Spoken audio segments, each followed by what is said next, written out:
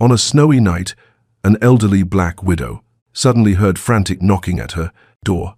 Outside stood a huge man in a Hell's Angels jacket, holding a 4-year-old child whose lips were turning blue.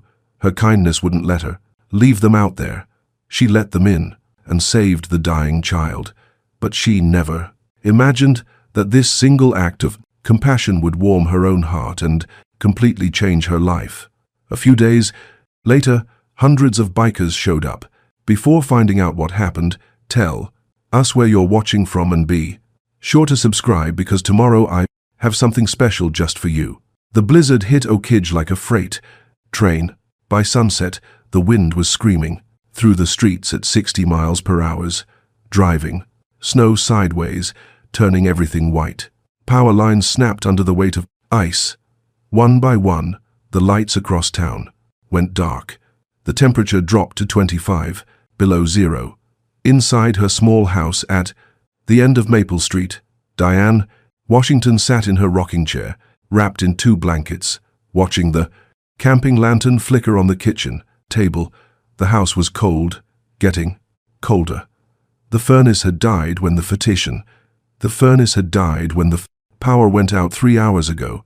She'd lived in this house for 42 years, raised her son here, buried her husband 8 years ago. Now it was just her, the silence, and the storm trying to tear the roof off. At 71, Diane knew her limits. Her right hip AHD constantly. The doctors said she needed surgery, but that cost money she didn't have. Her hands were twisted with arthritis. Some mornings, she couldn't open a jar, couldn't button her own shirt.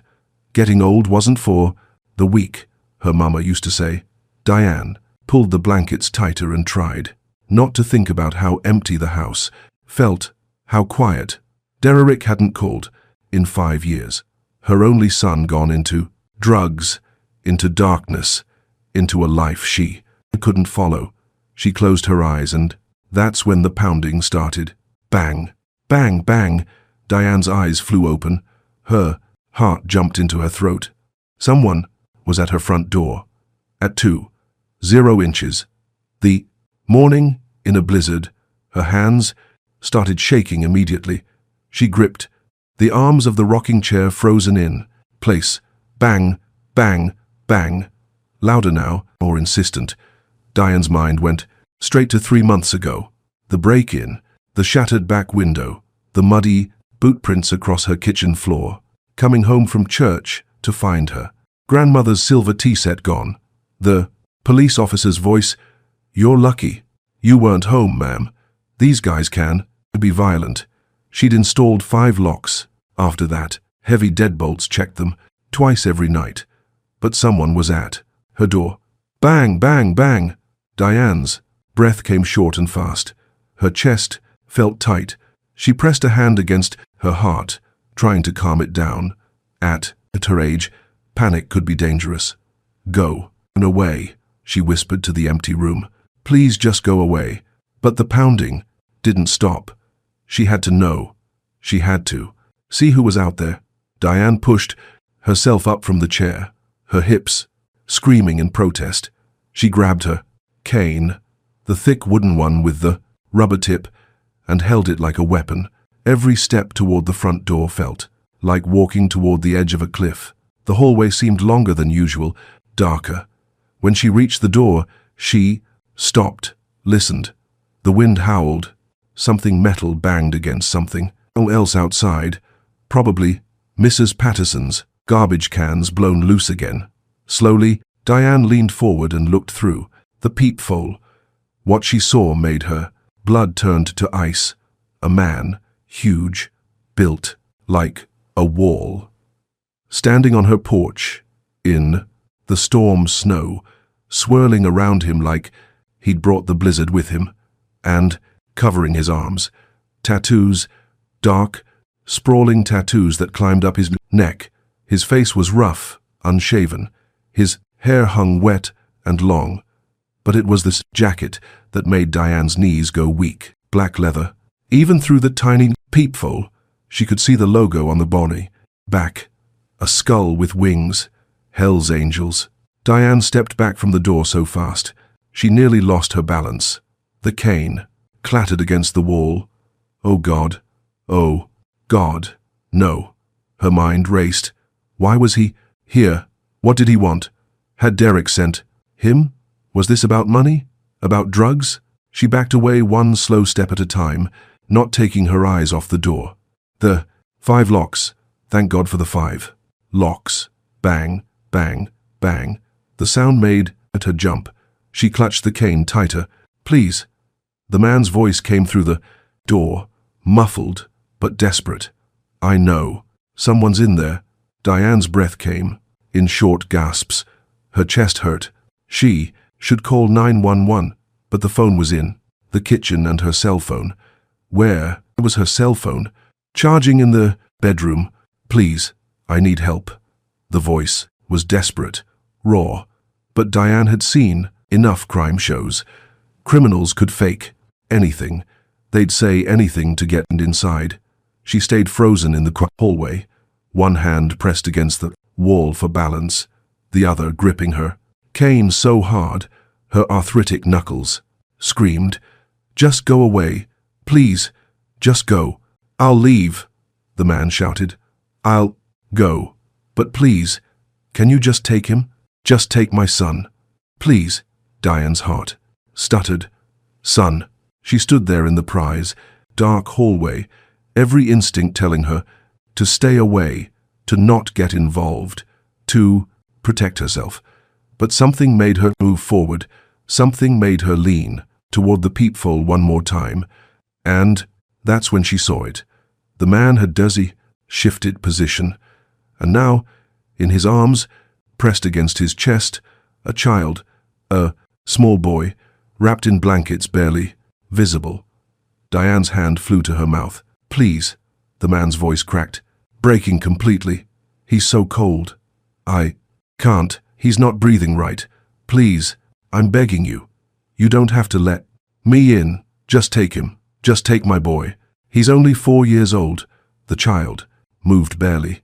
A tiny shift, a weak sound, escaped thin and desperate.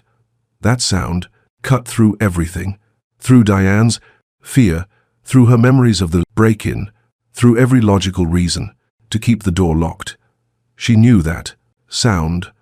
43 years ago, her Derek had made that same sound when pneumonia filled his tiny lungs. That desperate failing, cry of a child struggling just to breathe. Diane's hands moved to the first, a lock, before she realized what she was doing. "Thank you," the man sobbed from outside. "Thank you. Oh God, thank you." Her fingers fumbled with the second lock. The cold had made her joint stiff. The third lock stuck. "Come on," she muttered. "Come on." The fourth lock. The fifth. The chain. She pulled the door open. The wind hit her like a punch, stealing her breath.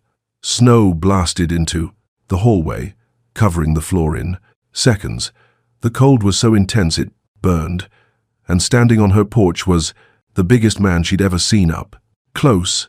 6'4", shoulders like a linebacker, arms thick with muscle under the leather jacket.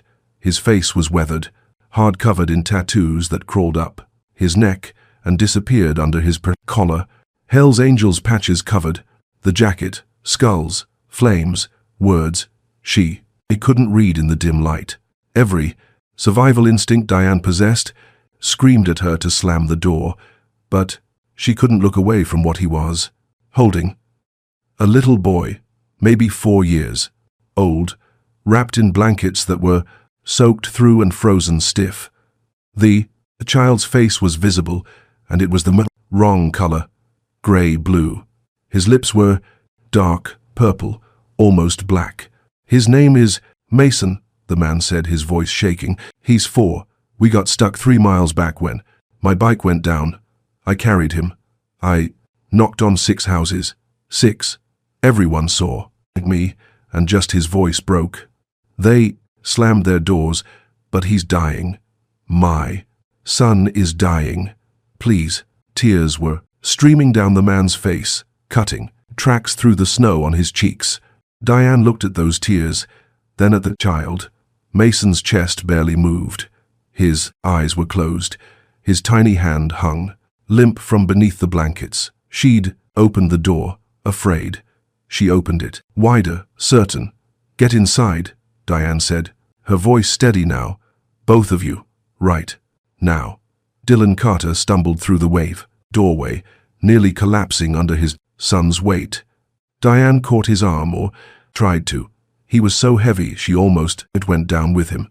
"Kitchen," she said, sharply. "This way. Hurry." She moved as grow. "Wish she know." Is the still, fast as her bad hip would allow. The cane tapping urgently against the floor.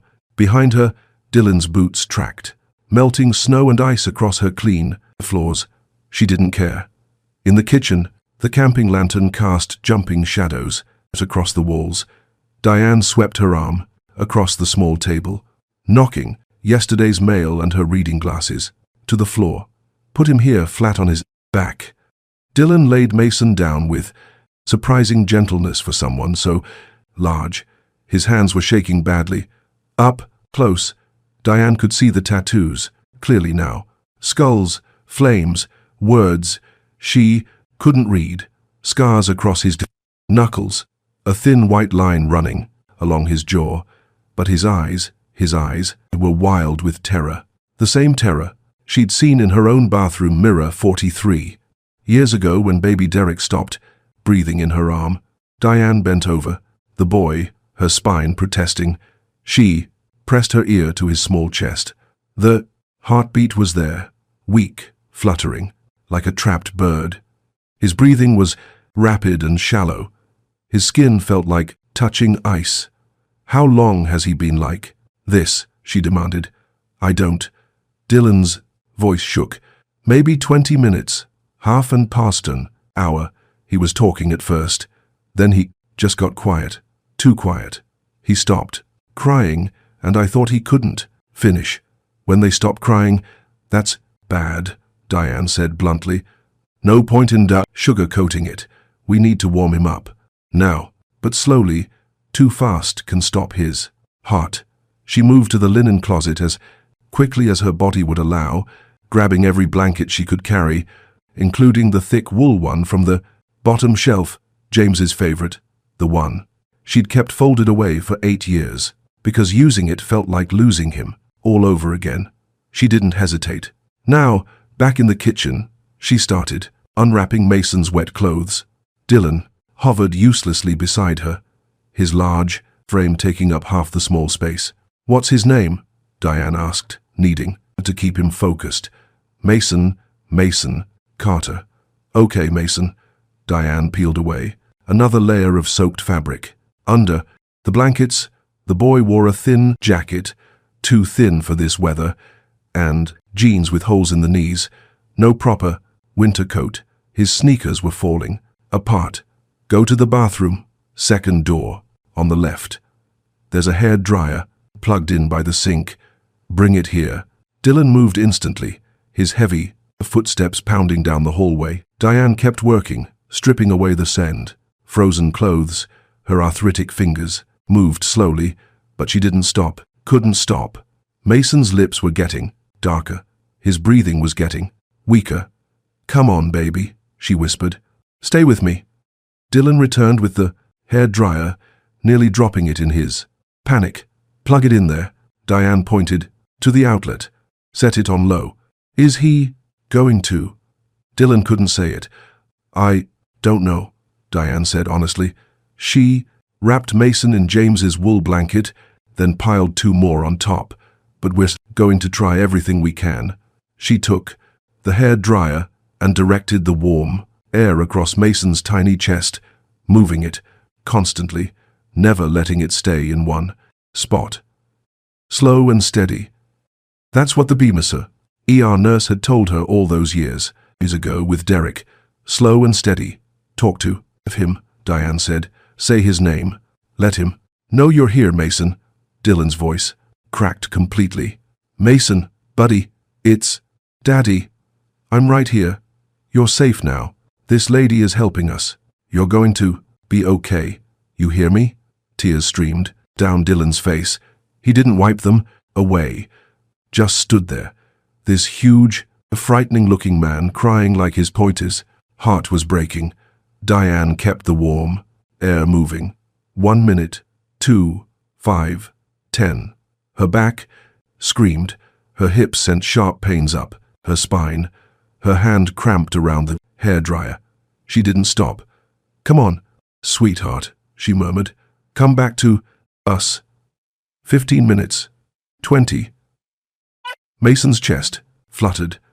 "That's it," Diane encouraged. "That's it, baby." 30. 2 minutes. Mason coughed. Dylan made a sound, half sob, half laugh. "Mason, buddy." Another cough, stronger this time. The child's eyelids fluttered. 45 minutes. Slowly, so slowly, color began, seeping back into Mason's face. The horrible blue-gray faded to pale pink. His breathing deepened, his chest rose, and fell more steadily. When Mason's eyes finally opened, Diane had to set down the hairdryer. Her hand was shaking too badly to hold it anymore. "Daddy." Mason's voice was barely a Peter Pan whisper. Dylan dropped to his knees beside the table. He grabbed his son's small hand and pressed it against his face. "I'm here. I'm right here. You're okay." Mason's eyes drifted past his father and landed on Diane. His forehead wrinkled in confusion. Who's the lady?" Something in Diane's chest cracked open. This small voice, this scared little boy. "I'm Mrs. Washington," she said gently. "But you can call me Miss Diane. Are you?" Mason's voice got even smaller. "Are you? I'm going to make us leave like the other houses." The question hit Diane like a slap. This child, this 4-year-old baby, had already learned that people would turn him away, that doors would slam in his face. Because of how his father looked, she thought about her 5 locks. Her fear, how close she'd come to leaving him outside to die. "No, sweetheart," Diane said, her throat tight. "You're staying right here until you're warm and safe. You and your daddy, both, promise." Diane reached out and touched his forehead gently. His skin was finally warm. "I promise." Mason's eyes filled with tears. "Thank you." Dylan made a choking sound. He pressed his face against his son's small hand and started crying harder, deep racking sobs that shook his whole body. Diane turned away to give him privacy. She moved to the stove and started heating water in the old kettle. Her hands were steadier now. The immediate crisis was over. But as she watched the kettle, she could hear Dylan behind her whispering to his son, "I'm sorry. I'm so sorry, buddy. Daddy should have checked the weather, should have planned better. I almost his." My voice broke. "I almost lost you." "It's okay, Daddy," Mason said. "You found help. You found Miss Diane." Diane closed her eyes. When was the last time someone had said her name like that? Like it mattered. Like she mattered. The kettle whistled. She made hot tea chamomile for Jock and brought 2 cups to the table. Dylan had pulled himself together, somewhat, though his eyes were still red. "Thank you," he said, taking the cup with both hands. "I don't know how to. I can't. Thank you." "Drink," Diane said, simply. She pulled out the chair across and from him and sat down slowly, her hip protesting. Now that the emergency was over, exhaustion was setting in.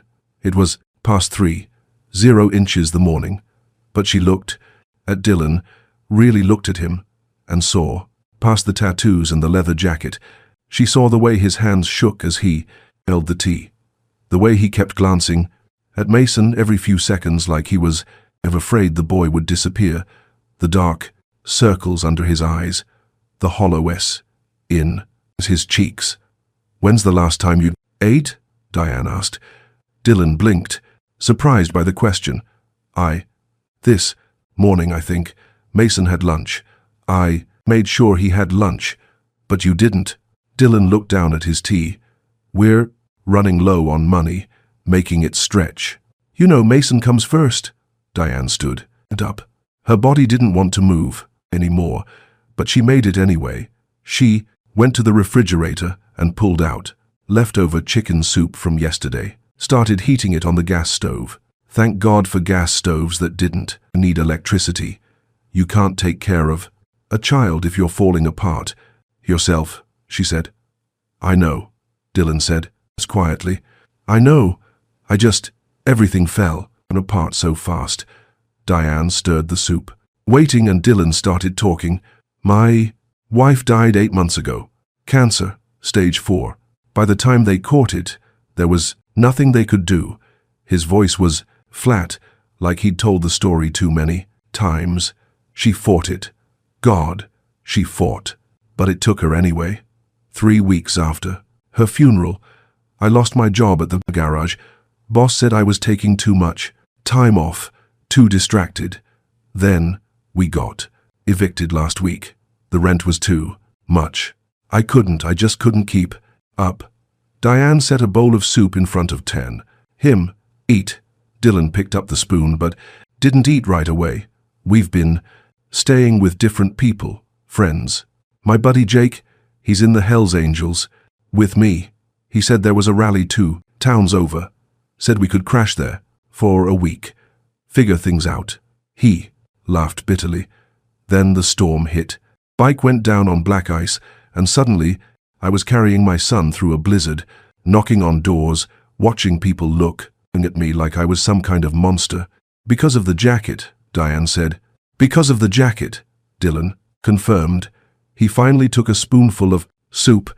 You know what the Hells Angels really are in our chapter anyway. We're guys who've got nothing else. Jake lost both legs in Afghanistan. Tommy's wife left him and took the kids. Marcus is a recovering alcoholic, trying to stay clean. We ride together. We look out for each other. That's it.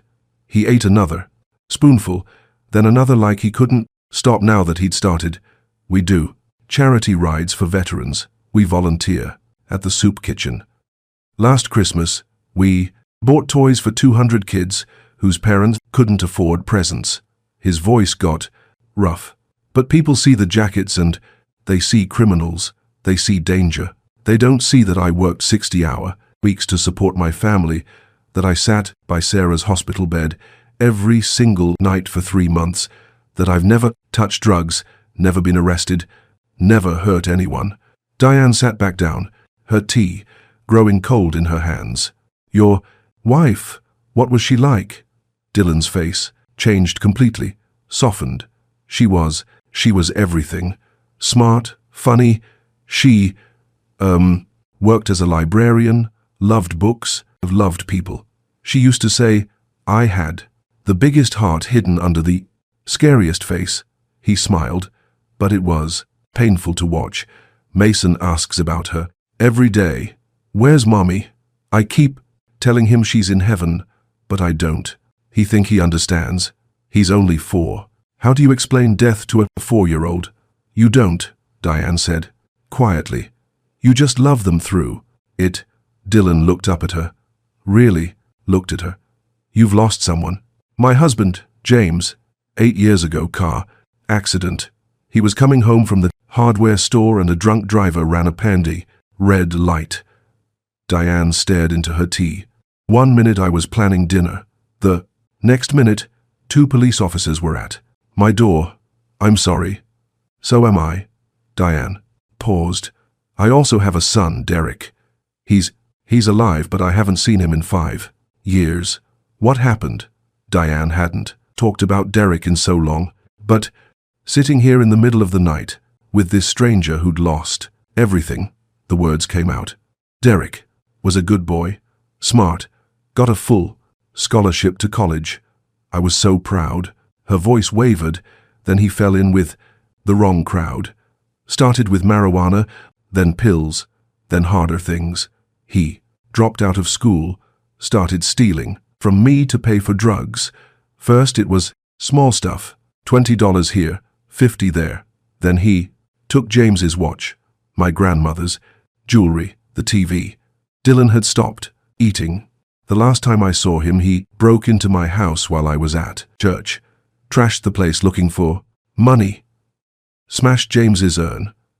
Diane's hands tightened around the cup.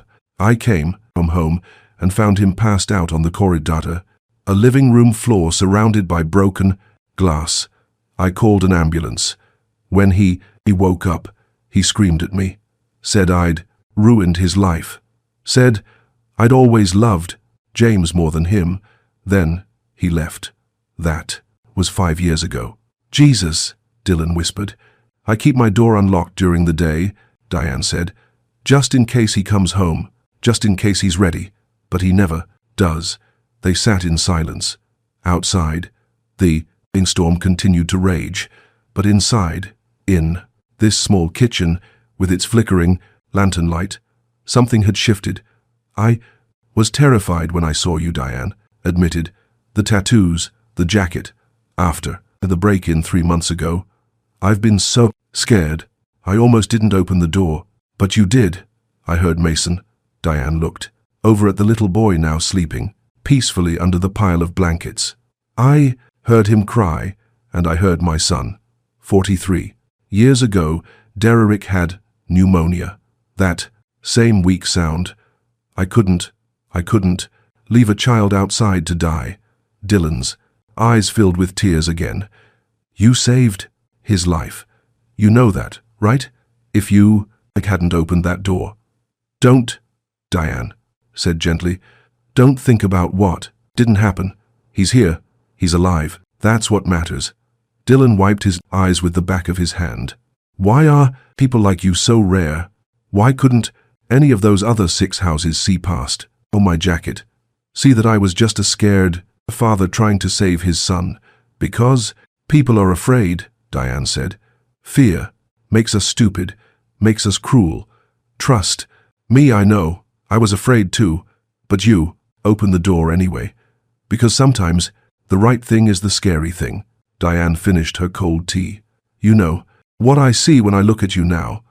I see a man who carried his child 3 miles through a blizzard. A man who kept knocking on doors even after 6 rejections. A man who would rather stand in the cold himself than let his son suffer. That's not a monster, Dylan. That's a father. Dylan covered his face with both hands. His shoulders shook. Diane reached across the table and put her weathered hand on his arm. Your wife chose right. She left Mason with a proxy $8. Good man. They stayed like that for a long moment. 2 strangers connected by loss and love, and the simple act of one door opening in the dark. Finally, Dylan lowered his hands. Can I ask you something? Go ahead. When you lost your husband, when your son left, how did you keep going? Diane thought about that, about the long empty years, the silence, in this house, the nights she went to bed wondering what the point was. Honestly, she said, most days I didn't. No, I just got up because staying in bed felt like giving up, and James wouldn't have wanted that. He always said life keeps moving whether we're ready or not, so we might as well move with it. Sarah used to say something similar. Dylan said she'd say bad things and happen, but you can't let them win. Smart. Woman, the smartest. Dylan glanced at Mason again. I just want to give him a plus. Good life. I want him to remember his mother. I want him to grow up knowing he was loved, but I don't know how to do it. Alone. I don't know if I'm enough. You are, Diane said firmly. You got him here tonight, didn't you? Against all odds, you got him to safety. That's what fathers do. They find a way. Dylan nodded slowly. I need to get back on my feet, find a job, find a place to live, get Mason into preschool. I just need time. Time and help, Diane added. Nobody does life alone. The hells, angels have been helping, but I can't keep taking without giving back. They've got their own problems. Diane stood up, slowly, every joint protesting. She went to the drawer where she kept papers and pulled out a business card. This is Pastor Williams at Oak Ridge Community Church, she said, handing it to Dylan. He runs a program for families in the crisis, emergency housing, job, placement, childcare assistance. No judgment, no questions about tattoos or jackets. Dylan took the card like it was, made of gold. Thank you so much. And when you get on your feet, you pass it forward. You help the next person who needs it. That's how we survive. Not alone, together. Mason stirred on the table, making a small sound. Dylan was on his feet instantly, checking on him. Hey, buddy, Dylan said softly. You okay? Thirsty, Mason mumbled. Diane poured water into a small cup and brought it over. Dylan helped Mason sit up just enough to drink. The little boy's color was good now. His breathing was normal. Crisis over. Can we stay here tonight, Miss Diane? Mason asked, his voice small and hopeful. It's really warm here, and you're really nice. Diane looked at this child who'd almost died on her kitchen table, at his father who'd carried him through a blizzard, refusing to give up. She thought about Derek, about the little boy he used to be, before drugs stole him away, about the grandchildren she'd never have. Yes, she said, you can stay just for tonight, until the storm passes, and you're both rested. Thank you, Mason said, his eyes already drifting closed again. Dylan mouthed the words over his son's head. Thank you. Diane nodded. She felt tears building in her own eyes now, but she blinked them back. She'd opened her door to a stranger in the storm, and somehow, in the process, she'd found something she thought she'd lost forever. Purpose. The storm finally quieted around dawn. Diane woke in her rocking chair, stiff and aching. Grey light filtered through the kitchen window. The camping lantern had burned out sometime in the night. At the table, Dylan sat slumped in his chair, one arm stretched protectively across Mason, who was still sleeping, under the pile of blankets. Dylan's head was tilted back, mouth open, slightly, deep asleep. Diane watched them for a moment. Father and son, still here, still safe. She pushed herself up, slowly, every joint protesting, her hips and a sharp pain down her leg. She gripped the counter for balance, waited for it to pass. The house was freezing. The power was still out. She needed to get the fire going in the wood stove. Dylan had mentioned he could help with that, but the man looked exhausted. Let him sleep a little longer. Diane moved to the window and looked out. Snow had buried everything. The street was invisible under white drifts. Mrs. Patterson's fence had collapsed. A tree branch had come down across the Henderson's driveway, and Dylan's motorcycle. She could just make out the shape of it under the snow at the end of Commentary. Her walkway, he must have wheeled it, there before knocking before his world became nothing but carrying his dying son through the storm. Miss Diane, she turned. Mason was awake, his dark eyes watching her. Good morning, sweetheart, Diane said quietly. How do you feel? Better. Warm. Mason looked around the class kitchen, taking everything in with a child's curiosity. Is it still nighttime? No, baby. It's morning. The storm made everything dark. Oh, Mason sat up carefully, trying not to wake his class father. Miss Diane, can I ask you something? Of course. Why did you help us? The other people didn't. Diane came back to the table and sat down across and from him, because it was the right thing to do. But Daddy said people are scared of us. Because of his jacket, people are scared of what they don't understand. And Diane said, but fear isn't a good excuse for turning away someone who needs help. Mason thought about this seriously. My mommy wasn't scared of Daddy's jacket. She said it was just clothes. Your mommy was right. She's in heaven now, Mason said. It matter of factly the way children do. Daddy says, she's watching us, but I can't see her. Diane's throat tightened. I know, baby. My husband is in heaven too. I can't see him either, but I still feel him. Sometimes. Really, really. When I make times a con for his favorite soup, I feel him. When I sit in his chair, I feel him. Love doesn't go away just because someone does. Mason considered this. I miss my mummy. I know you do. Daddy misses her, too. He cries sometimes when he thinks, I'm sleeping. Diane reached across and gently touched Mason's hand. Your daddy loves you very much. You know that, right? I know.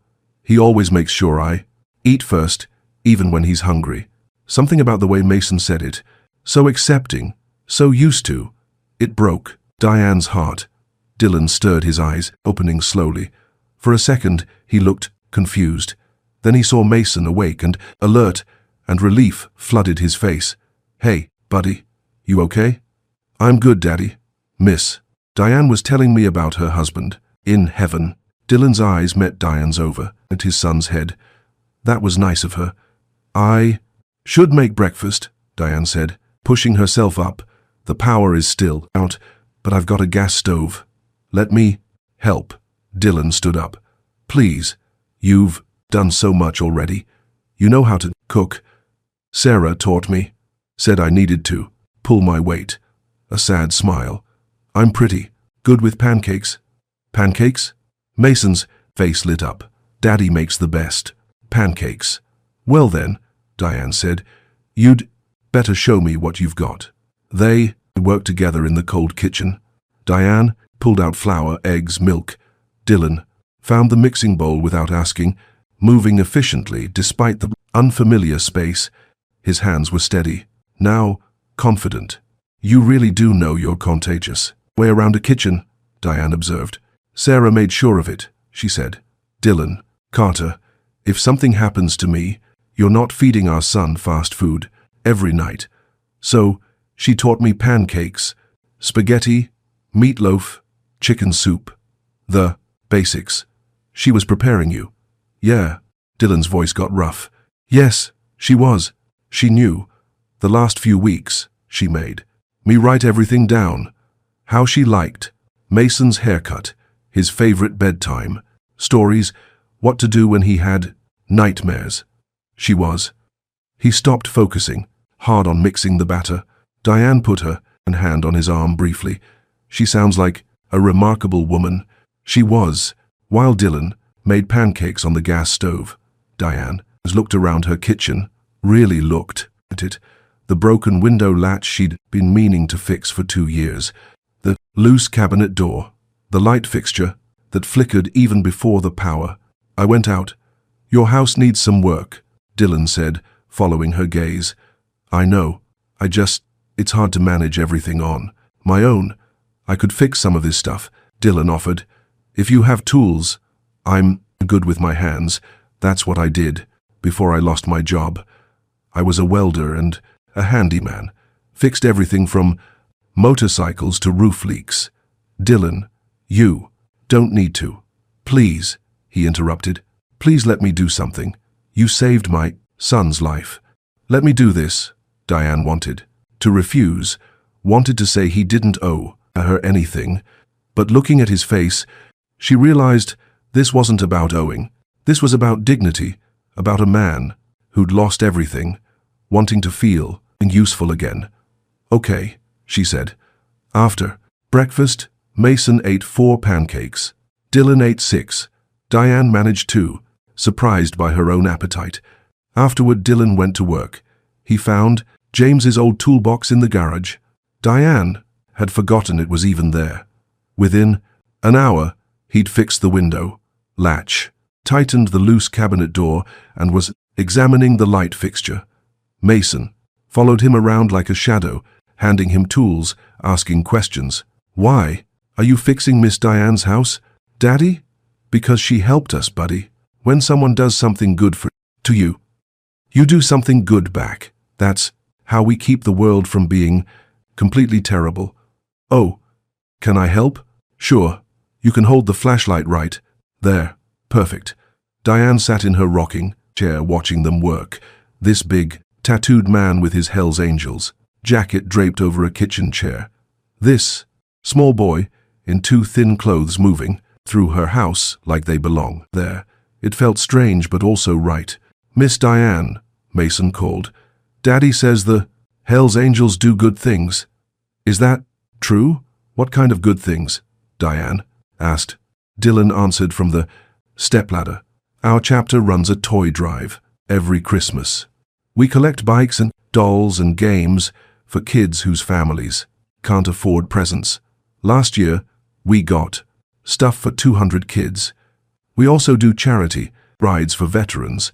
He continued, testing the light fixture, "raise money for guys coming back from war who need medical help, and every month we volunteer at the soup kitchen downtown." "Really?" Diane couldn't hide her surprise. "Really?" Dylan climbed down. "Most chapters are like that. We're not criminals. We're just guys who love motorcycles and want to help people. But the jacket scares people. They see the skull logo and they assume the worst." "I assume the worst," Diane admitted. "Most people do. That's why those 6 houses slammed their doors." Dylan packed away the tools. "But you didn't. You saw past it.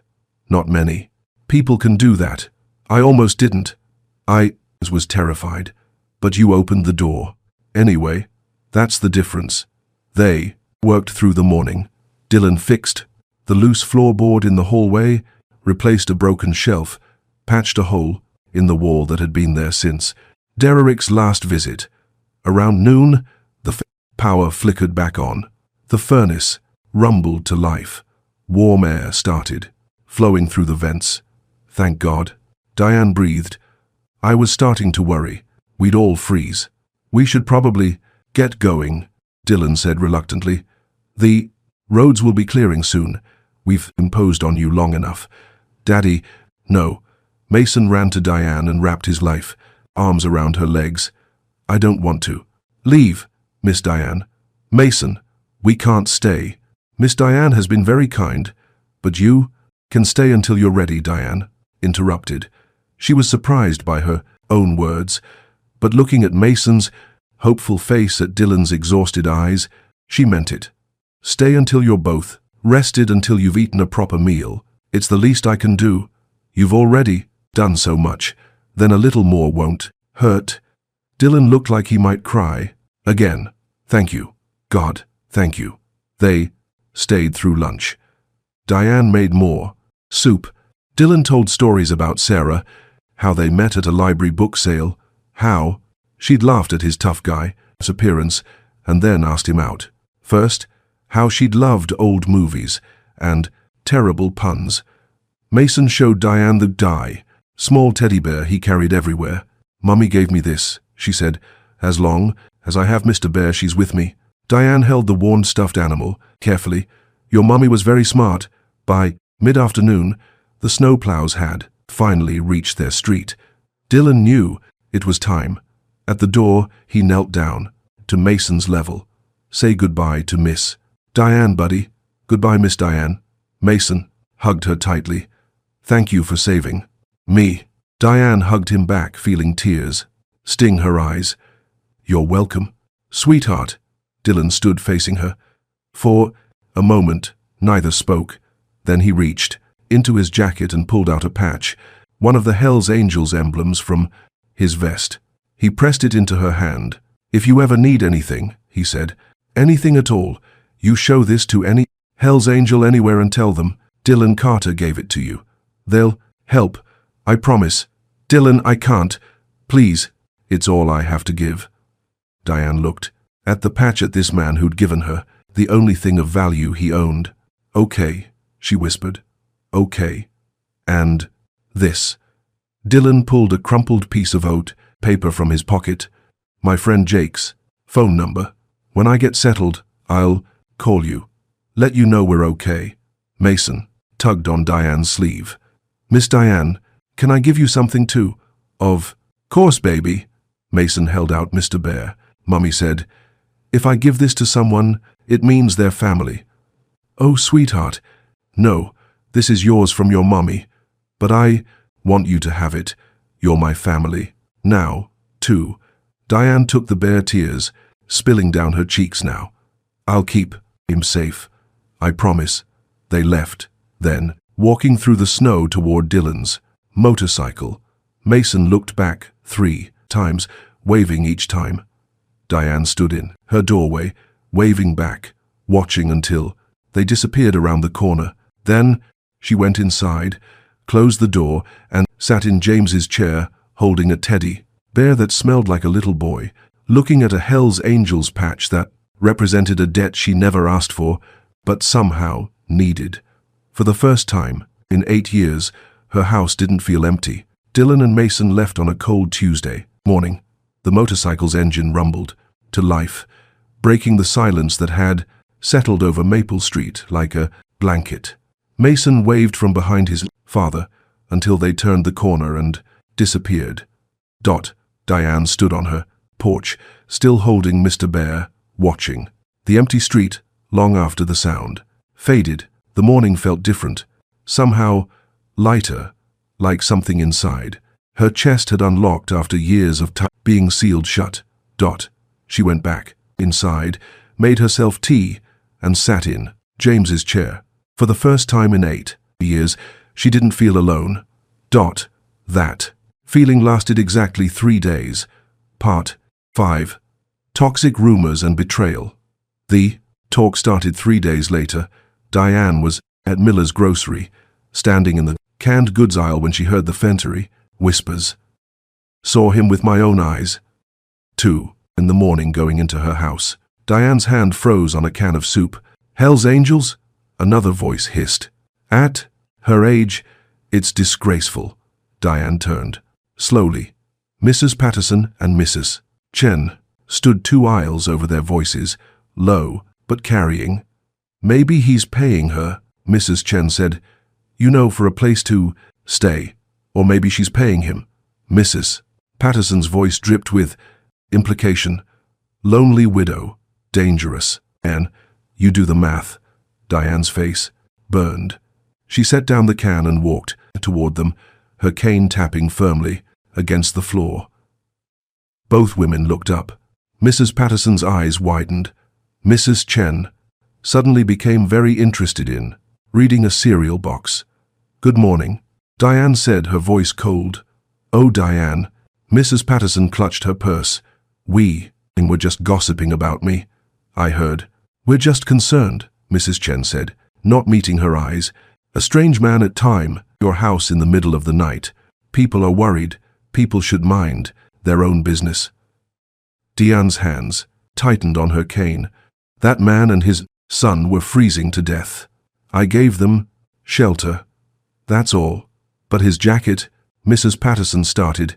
His jacket is just clothing. His heart is what matters. He's a good father who lost everything and needed help. Still, Mrs.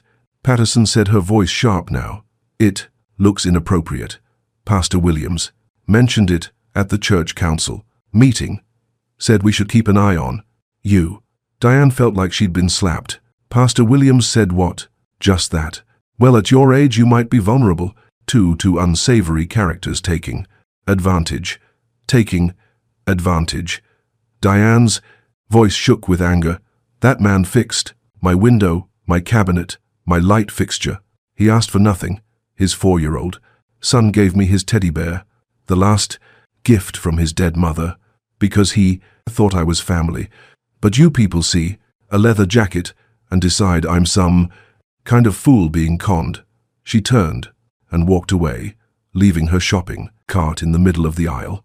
Behind her, she heard Mrs. Chen whisper, well, she's certainly defensive. Diane made it to her car before the tears came. The phone call came that evening. Mrs. Washington, this is Pastor Williams. Diane gripped the phone. Pastor, I wanted to reach out personally. Some congregation members have expressed a concern about a situation at your home. You mean the fact that I helped a dying child? I mean the fact that a Hell's Angels member was seen entering your home at 2:00 inches the morning. Pastor Williams' voice was gentle but firm. I'm sure your intentions were good, but appearances matter. The church's reputation. Diane's voice rose. What about love thy neighbor? What about helping those in need? Of course we should help people, but wisdom and discernment. I showed discernment. I saw a father desperate to save his son. I saw past fear to what was right. Perhaps, but Mrs. Washington, at your age, you need to be careful. These types of men can be manipulative. Goodbye, Pastor. Diane hung up. She sat in her kitchen, staring at Mr. Bear on the counter at the Hells Angels patch Dylan had given her. The doorbell rang. Through the peephole, she saw 3 teenage boys running away, laughing on her porch painted in red spray paint. Across her welcome mat, Hell's Lover. Diane stood there for a long moment, staring at the words. Then she got a bucket and started scrubbing. Her arthritic hands cramped. Her hips screamed. The cold night air bit through her thin sweater, but she scrubbed. Across the street, she saw curtains move. Mrs. Patterson watching, not helping. Diane kept scrubbing. When she finally got the paint mostly faded, her hands were raw and shaking. She went inside, locked all 5 deadbolts, and cried for the first time since James died. 200 meters away, in a dim apartment that smelled of stale beer and cigarettes, Derek Washington sat at a card table with his girlfriend, Jennifer. His phone buzzed. A text from his old friend, Marcus. Dude, your mom's got a Hells Angel living with her. Whole town's talking about it. She rich now. Or something. Derek stared at the Souther-Sum. Message. What? Jennifer leaned over, reading, her eyes lit up. Your mom's got money. I don't know. Maybe. Derek's hand started shaking. Not from emotion, from need. He hadn't used in 6 hours. His skin felt too tight. Think about it, Jennifer said, her voice getting excited. Hell's Angels don't hang around. Broke old ladies. He's probably paying her or giving her money from whatever they do. Drug deals, or my mum wouldn't. Your mum's old and lonely. Easy target for a con. Or maybe she's in on it. Jennifer grabbed his arm. Either way, there's money. Your inheritance, really. That house should be yours. Derek thought about the house, about growing up there, about his dad's workshop in 40s, the garage, about his mom's face, the last time he saw her when he'd screamed that she'd ruined his life, about the % watch he'd stolen, the jewelry, the TV. His stomach cramped. He needed something. Soon we should go check on her, Jennifer said. Make sure she's okay. Make sure this guy isn't taking advantage. I don't know, Derek. Jennifer's voice hardened. When's the last time you saw your mother? 5 years? Don't you think it's time? And if she's got money now, money that should be supporting her son, not some criminal, she probably doesn't have anything. Then, it's just a visit. A concerned son checking on his elderly mother. Jennifer smiled. What's wrong with that? Derek looked at his phone, at the empty beer, the bottles on the counter, at the eviction notice taped to the door, at Jennifer's face, calculating and cold. Okay, he heard himself say. Okay, we'll go tomorrow. The next morning, Diane received a letter in her mailbox. No stamp. Hand-delivered. You're a disgrace to this neighborhood. Consorting with criminals, setting a bad example. Decent people don't associate with Hells Angels. You should be ashamed. No. Signature. Diane folded the letter fully and put it in her drawer with the others. 4 letters now. All anonymous. All vicious. She made coffee and sat at her kitchen table looking at Mr. Bear. I did the right thing, she told the empty room. I saved a child's life. The bear said nothing. Outside she heard the school bus stop. Heard children's voices. She went to the window and saw little Amy Chen from next door getting on the bus. Amy, who always waved at Diane every morning. Amy started to wave. Mrs. Chen grabbed her daughter's present at hand and pulled her away, glaring at Diane through the window. Diane let the curtain fall closed. She thought about Dylan and Mason wondered where they were, if they'd found shelter. If Mason was warm, she hoped they were okay. She hoped they'd forgotten about her, about this small act of kindness that had somehow made her a pariah in her own neighborhood. She hoped they'd moved on to somewhere better, somewhere people didn't judge by jackets and tattoos and fear. But late that night, unable to sleep, Diane found herself holding the Hell's Angels patch Dylan had given her. If you ever need anything, she'd save them. She hadn't known she'd need saving too. The next day, Derrick and Jennifer climbed into Derrick's beat-up Civic and started the 4-hour drive to Oakridge. Derrick's hands shook on the money steering wheel he'd used that morning, just enough to stop the shaking. Jennifer didn't know. She thought he'd been clean for 2 weeks. He hadn't been clean in 5 years. What are you going to Subisset? Say to her? Jennifer asked. I don't know. Hi, Mom. Sorry for disappearing. Make her feel guilty. Say you've been struggling, that you needed her, and she wasn't there. That's not she was there. I left. Doesn't matter. Make her feel guilty enough. She'll give us money just to make it right. Derrick glanced at Jennifer. When had she gotten so mean? Or had she always been like this and he'd been too high to notice? What if she doesn't have money? He asked. Then we take what she does have. That house has to be worth something. And if some Hell's Angel is paying her, there's got to be cash somewhere. I'm not robbing my mother. Not robbing. Taking what's rightfully yours. You're her son. That house should be your inheritance. Derrick didn't answer. Just drove. 4 hours. Later, they pulled onto Maple Street. Derrick saw the house, his childhood home, smaller than he remembered, older, but the same. His stomach churned. From withdrawal or guilt, he couldn't tell anymore. Remember, Jennifer said, you're the victim here. She abandoned you. She didn't abandon me. I left. Whatever. Just get us inside. Derrick sat in the car, staring at the house, where his mother lived alone, where she'd lived alone for 8 years, waiting for him to come home, where he'd sworn he'd never go back. Let's do this, Jennifer said, opening her door. Derrick followed, his hands already starting to shake again. He still had his old key. She'd never changed the locks. That should have told him something, but by then it was too late to listen. Derrick used his old key at midnight. The sound of the lock turning echoed through the silent house like a gunshot. Diane jerked awake in her bedroom, her heart already racing before she was fully conscious. Someone was in her house. She reached for the phone on her nightstand, but her arthritic fingers fumbled it. The phone clattered to the floor. Mom, Derrick's voice came from the hallway, slurred, angry. I know. You're awake. Diane's blood turned to ice. Derrick, her son. After 5 years, she sat up slowly, every instinct screaming, danger. She knew that tone. She'd heard it before. The last time he'd been here, when he'd destroyed everything. Derrick, her voice came out, smaller than she wanted. What are you doing here? Coming to see my mother?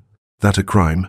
Footsteps in the hallway, heavy, unsteady, and lighter ones behind him. Someone else was with him. Diane, and managed to grab her cane and pull herself to her feet. She moved to the bedroom door just as Derrick appeared. He looked terrible, thinner than she remembered. His face was gaunt, eyes sunken and bloodshot, pupils too large. His clothes hung off him like he'd lost 20 pounds. Behind him stood a woman Diane had never seen. Bleached blonde hair, too much makeup, cold eyes that swept over Diane's bedroom like she was cataloging everything. Derrick. Diane gripped her cane. It's the middle of the night. What's going on? What's going on? Derrick laughed, but there was no humor into it. What's going on is, I hear my mother's shacking up with Hell's Angels. Got money now. Got a boyfriend, but her own son 5 years, and not a single call. You left. You told me you never wanted to see me again. Because you chose Dad over me. Always Dad. Even after he died, it was still about him. That's not true. Where's the money, Mom? Diane's stomach dropped. What money? Don't play stupid. The woman stepped forward, shining her phone's flashlight around the room. The whole town knows Hell's Angel paying you. Where is it? There is no money. A man and his son needed help. I gave them shelter for one night, that's all. Liar. Derek pushed past her into the bedroom, yanking open the closet. I know you're hiding it. Where? Derek, please. You're not well. Let me help you. Help me. He spun around, and Diane saw the wildness in his eyes, the desperation, the sickness. You never helped me. You threw me out. I called an ambulance when you overdosed on my living room floor. You're the one who left. Derek's face twisted. He shoved past her, heading for the hallway. It's here somewhere. Check. The kitchen, Jen. The woman Jennifer moved quickly, her flashlight beam dancing across walls. Diane heard drawers opening, things hitting the bizzes. Floor. Stop. Diane followed as quickly as her bad hip allowed. Stop it. There's nothing to find. She reached the kitchen to find Jennifer dumping out drawers, papers, and utensils, scattering everywhere. Derek was in the living room, pulling books off shelves, tipping over. Furniture. Derek, please. Diane's voice broke. There's no money. I live on Social Security. I can barely afford groceries. Then why was that biker here? Derek turned on her, and for a moment she saw her little boy buried under the rage and addiction, but only for a moment. Why is the whole town talking about you? And him? Because he needed help. His son was dying. His son. Derek's laugh was bitter. Always someone else's son? Someone else's kid you care about more than your own? That's not fair. Fair. Derek moved toward her, and Diane stepped back instinctively. Fair is me, growing up watching you cry over Dad every single day. Fair is me trying to be enough for you and never measuring up. Fair is you having money for that dead guy's medical bills, but nothing left for my college when I needed it. We used everything for your college. You had a full scholarship. Derek, you threw it away because I couldn't breathe in this house.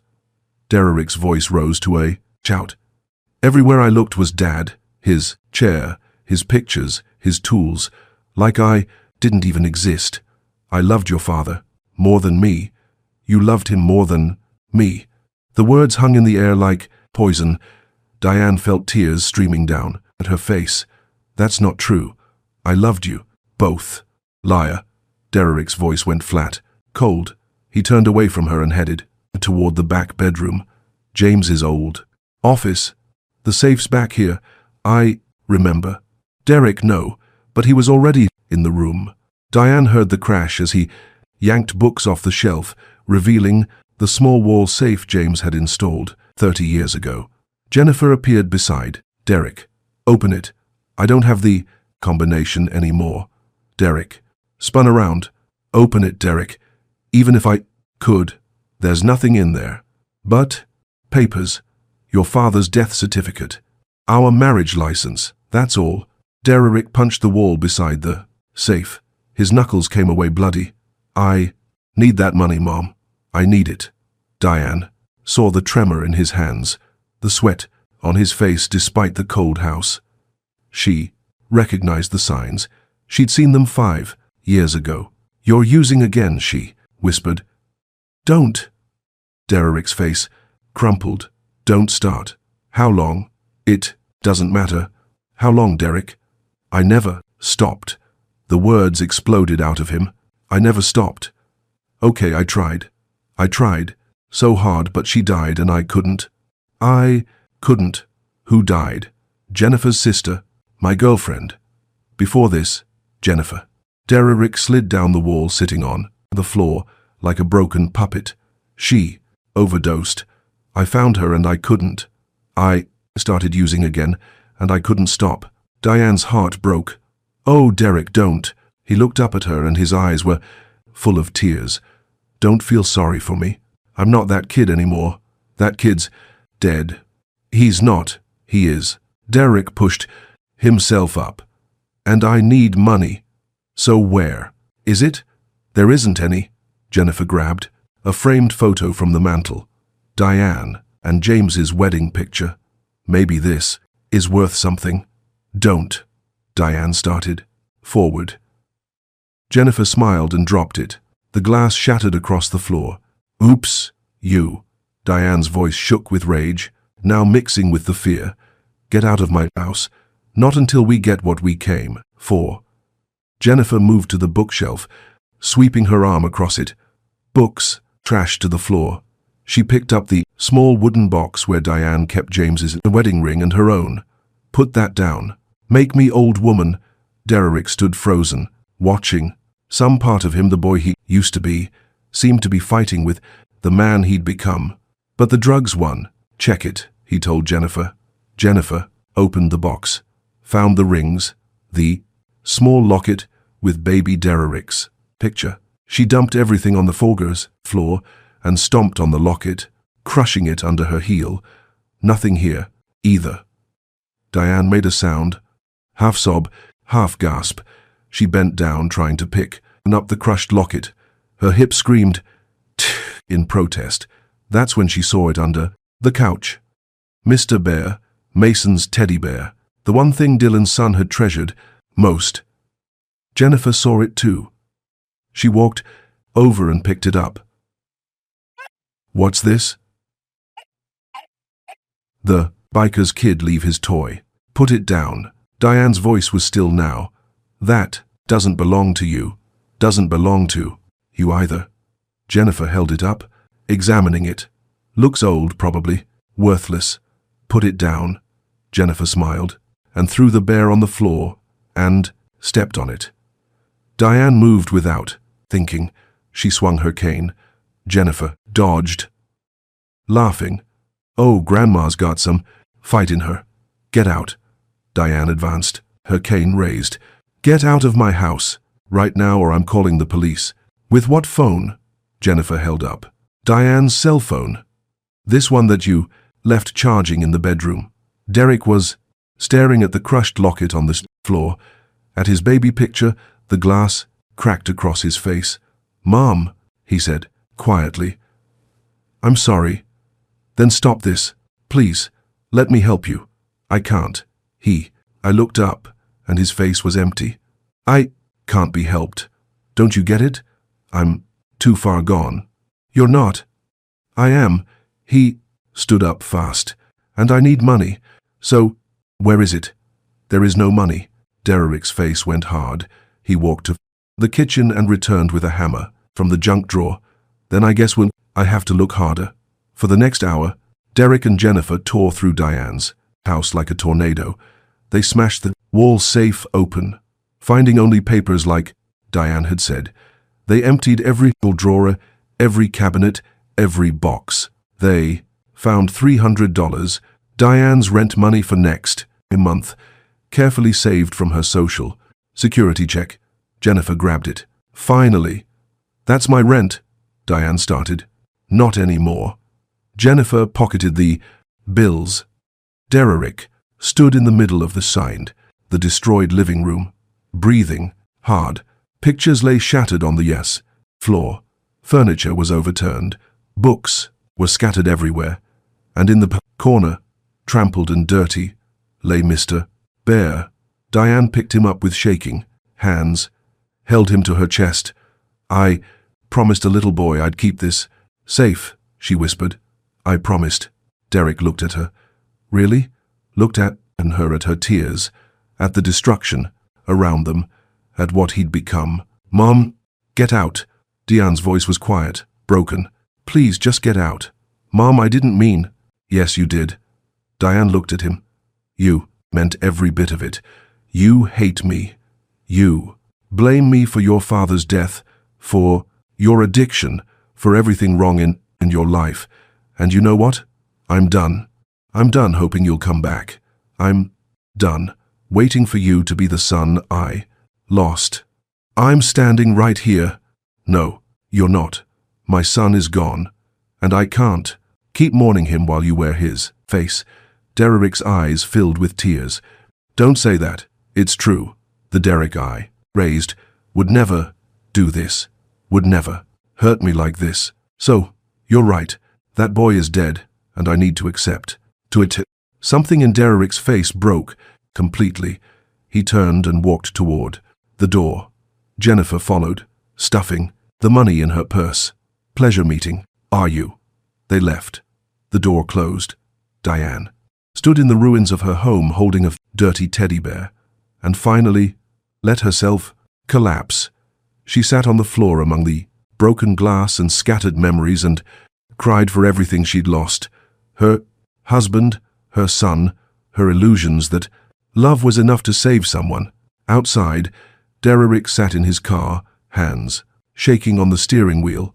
That went well, Jennifer said, counting the money. Derek said nothing, just stared at the house where his mother was, sitting alone in the dark. He started in the car and drove away. He didn't look back. But 2 weeks later, when he was in the worst of withdrawal, when Jennifer had taken the money and left him, when he was lying on a dirty floor in a problem's friend's apartment, thinking about ending it all, he would remember his mother's face, and he would finally make a call.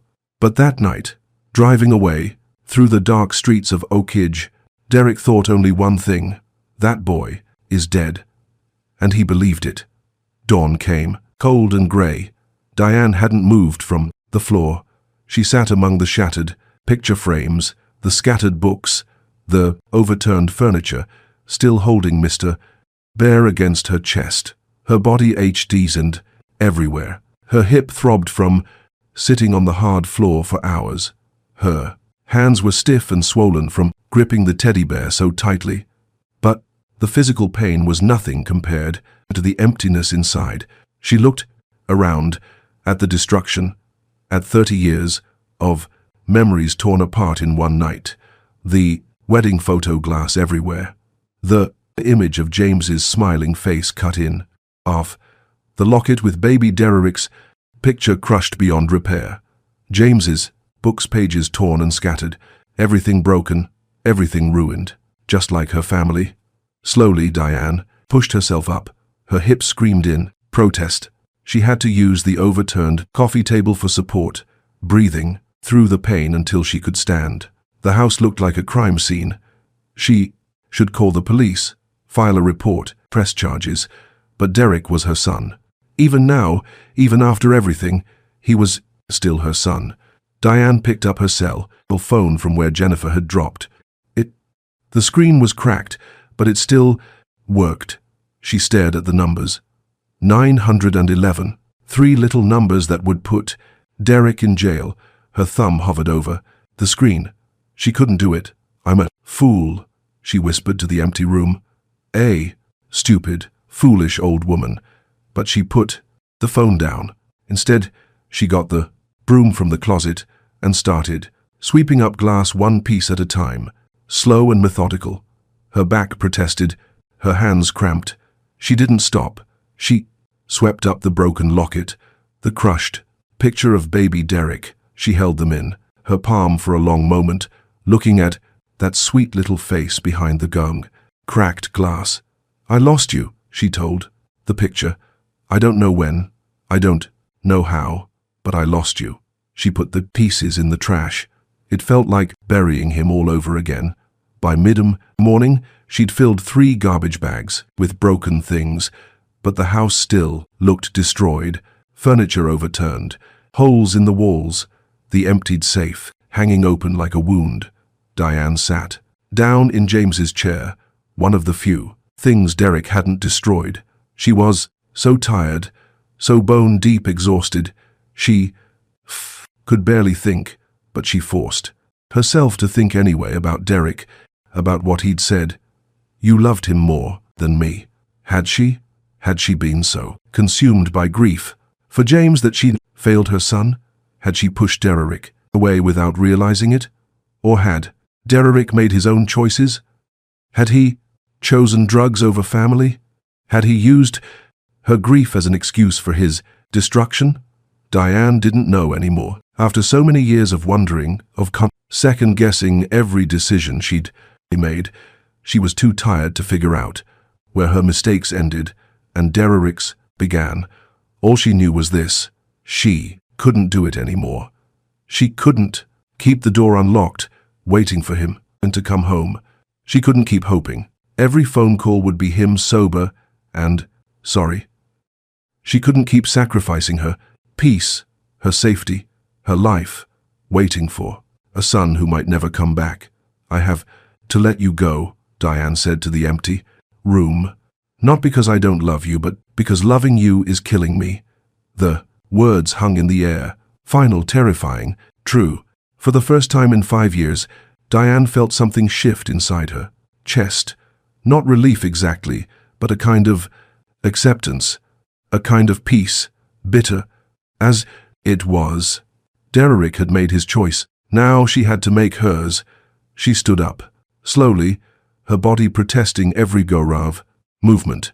She walked to her bedroom and found what she was looking for: the letter James had written her before he died. She discovered it a year after the problem accident, tucked in his toolbox with a Mastergo's note, "In case something happens." She unfolded the worn paper and read the words she'd memorized long ago. "My dearest Diane, if you're reading this, I'm gone. And I know you. I know you're probably drowning in grief, probably blaming yourself for things you couldn't control. Don't. Life is short and precious and terrifying. We don't get to choose when it ends, but we do get to choose how we live the days we have left. Don't let grief turn you into someone I wouldn't recognize. Don't let pain make you small and scared. Don't let sadness steal the rest of your life. Live, Diane, for both of us. Live big and brave and full. I love you always. James." Diane read the letter 3 times. Then she folded it carefully and put it back in the drawer. "Okay," she whispered. "Okay, James, I'll try." She spent the rest of the day cleaning. Not everything. She couldn't fix everything in one day, but she picked up what she could. She taped the torn photograph back together, even though the crack across James's face would always be visible. She salvaged what books she could.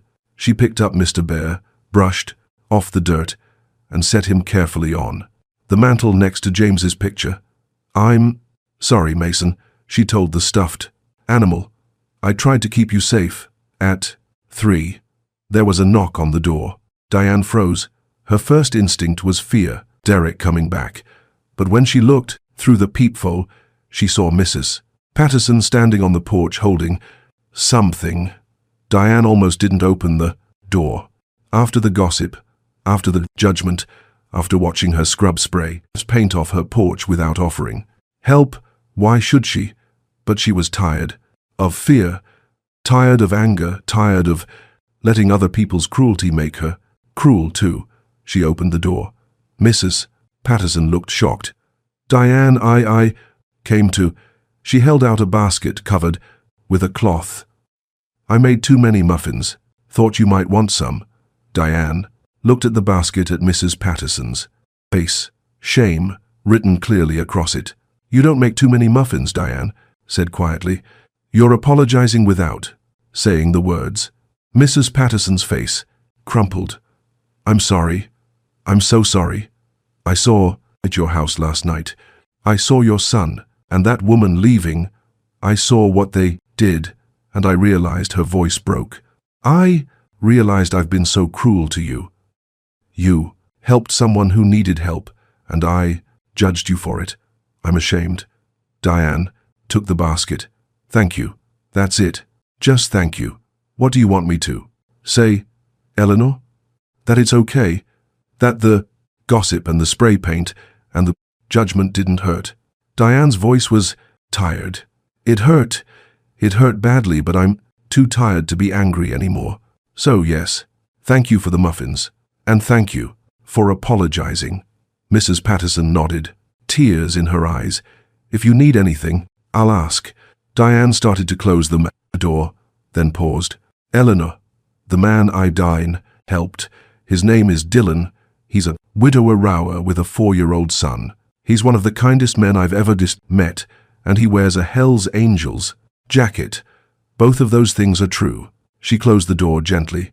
Inside, Diane set the muffin basket on the counter. She wasn't hungry, but it was something. A small crack in the wall of isolation the town had built around her. That night, Diane sat in James's chair, with Mr. Bear in her lap, and made herself a promise. I'm not going to wait for Derek anymore, she said out loud. I'm not going to keep living like a ghost in my own life. I'm going to the sands, live. Really live. Even if it's scary, even if it hurts, I'm going to choose me. It was the hardest decision she'd ever made. Harder than burying James. Harder than watching Derek walk away 5 years ago. Because this time she was choosing to close a door that she'd kept open through sheer force of hope. He was choosing to let go of a son who might still someday want to come home. But she couldn't keep sacrificing herself on the altar of that, maybe. Diane looked at James's picture at Mr. Bear at the Hell's Angels patch still, sitting on her kitchen counter. I did the right thing, she said firmly. Helping Dylan and Mason was right. In choosing to live my own life. Now that's right too. She went to bed that night, with all 5 locks secured. But for the first time in weeks, she slept soundly, because she'd finally stopped waiting for someone else to save her. She'd decided to save herself. Diane was in the backyard trying to plant the tulip bulbs she'd bought before winter hit. Her hands shook as she dug into the half-frozen soil. The work was too hard for her arthritis, but she needed to do something. Needed to feel like she was building instead of just surviving.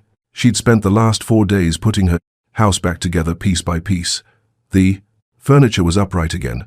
The books were back on shelves, but the holes in the walls remained. The broken safe hung open. Some things she just couldn't fix alone. That's when she heard it. A low rumble in the distance, getting closer. Diane's heart jumped. She knew that sound. Motorcycles. She stood up slowly, dirt on her knees, and listened. The rumble grew louder and louder. Not just one bike, many. She walked around to the front of the house, her pulse racing. Coming down Maple Street was a line of motorcycles. Black leather, chrome, gleaming, Hell's Angels patches visible, even from a distance. But it wasn't just 10 or 20 bikes. It was more than she could count. 50, 70, more, still turning. The corner, the entire street filled with the thunder of engines. Diane's legs went weak. She gripped the porch, railing for support. What was happening? The lead motorcycle pulled up to her house and stopped. The rider cut the engine and pulled off his helmet. Dylan. Diane's throat closed up. He was here. He'd come back. Behind him, a smaller figure climbed off the bike. Mason, wearing a tiny helmet, his face breaking, went into a huge smile when he saw her. Miss Diane. He ran toward her arms, outstretched. Diane barely had time to brace herself before Mason crashed into her, wrapping his small arms around her waist. She stumbled, caught herself, held him tight. Hi, sweetheart, she managed. What are you doing here? Dylan walked up, his face serious, worried. We heard what happened. Jake got a call from his cousin who lives 2 streets over. Said your house got broken into, said your son. He stopped seeing at her face. I'm sorry. We came as soon as we heard. You came? Diane looked past at him at the sea of motorcycles. At least 150 riders, now filling her entire Interseven street. You brought everyone. You saved my son's life. Dylan's voice was rough. When I heard someone hurt you, I put out the call. Every Hell's Angel, within 200. They all came. An older man approached, silver-beard, weathered face, military bearing. He removed his helmet and extended his hand. Mrs. Washington, I'm Marcus Johnson, Sergeant Major. retired, president of the Oak Ridge chapter. Diane shook his hand, still stunned. Dylan told us what you did, Marcus continued. How you opened your door when 6 other houses turned him away. How you saved young Mason here when he was dying. Ma'am, that makes you family. And when family's in trouble, we show up. Tears spilled down Diane's cheeks. I don't understand. You don't have to. Marcus looked at the house, at the boarded window, at the damage visible even from outside. We're here to help. We've got carpenters, electricians, painters. Whatever needs fixing, we'll fix it. Mason tugged on Diane's hand. Miss Diane, are you okay? Daddy said. Someone hurt you. Diane knelt down to his level, her hip, protesting. I'm okay. Now, baby. Now that you're here, I missed you. Mason threw his arms around her neck. I told Daddy we had to come. See you. I said you're my grandma now. Diane held him, breathing in the smell of children's shampoo and innocence. Over in his shoulder, she met Dylan's eyes. I'm sorry, Dylan said quietly. I should have come sooner. Should have checked on you. I was just trying to get on my feet, find work, and I didn't think you couldn't have known. Diane released Mason and stood. How did you even hear? Small town. Word travels. Jake's cousin. Saw the cops here. I didn't call the cops. Dylan's expression changed. You didn't report it. Diane looked away.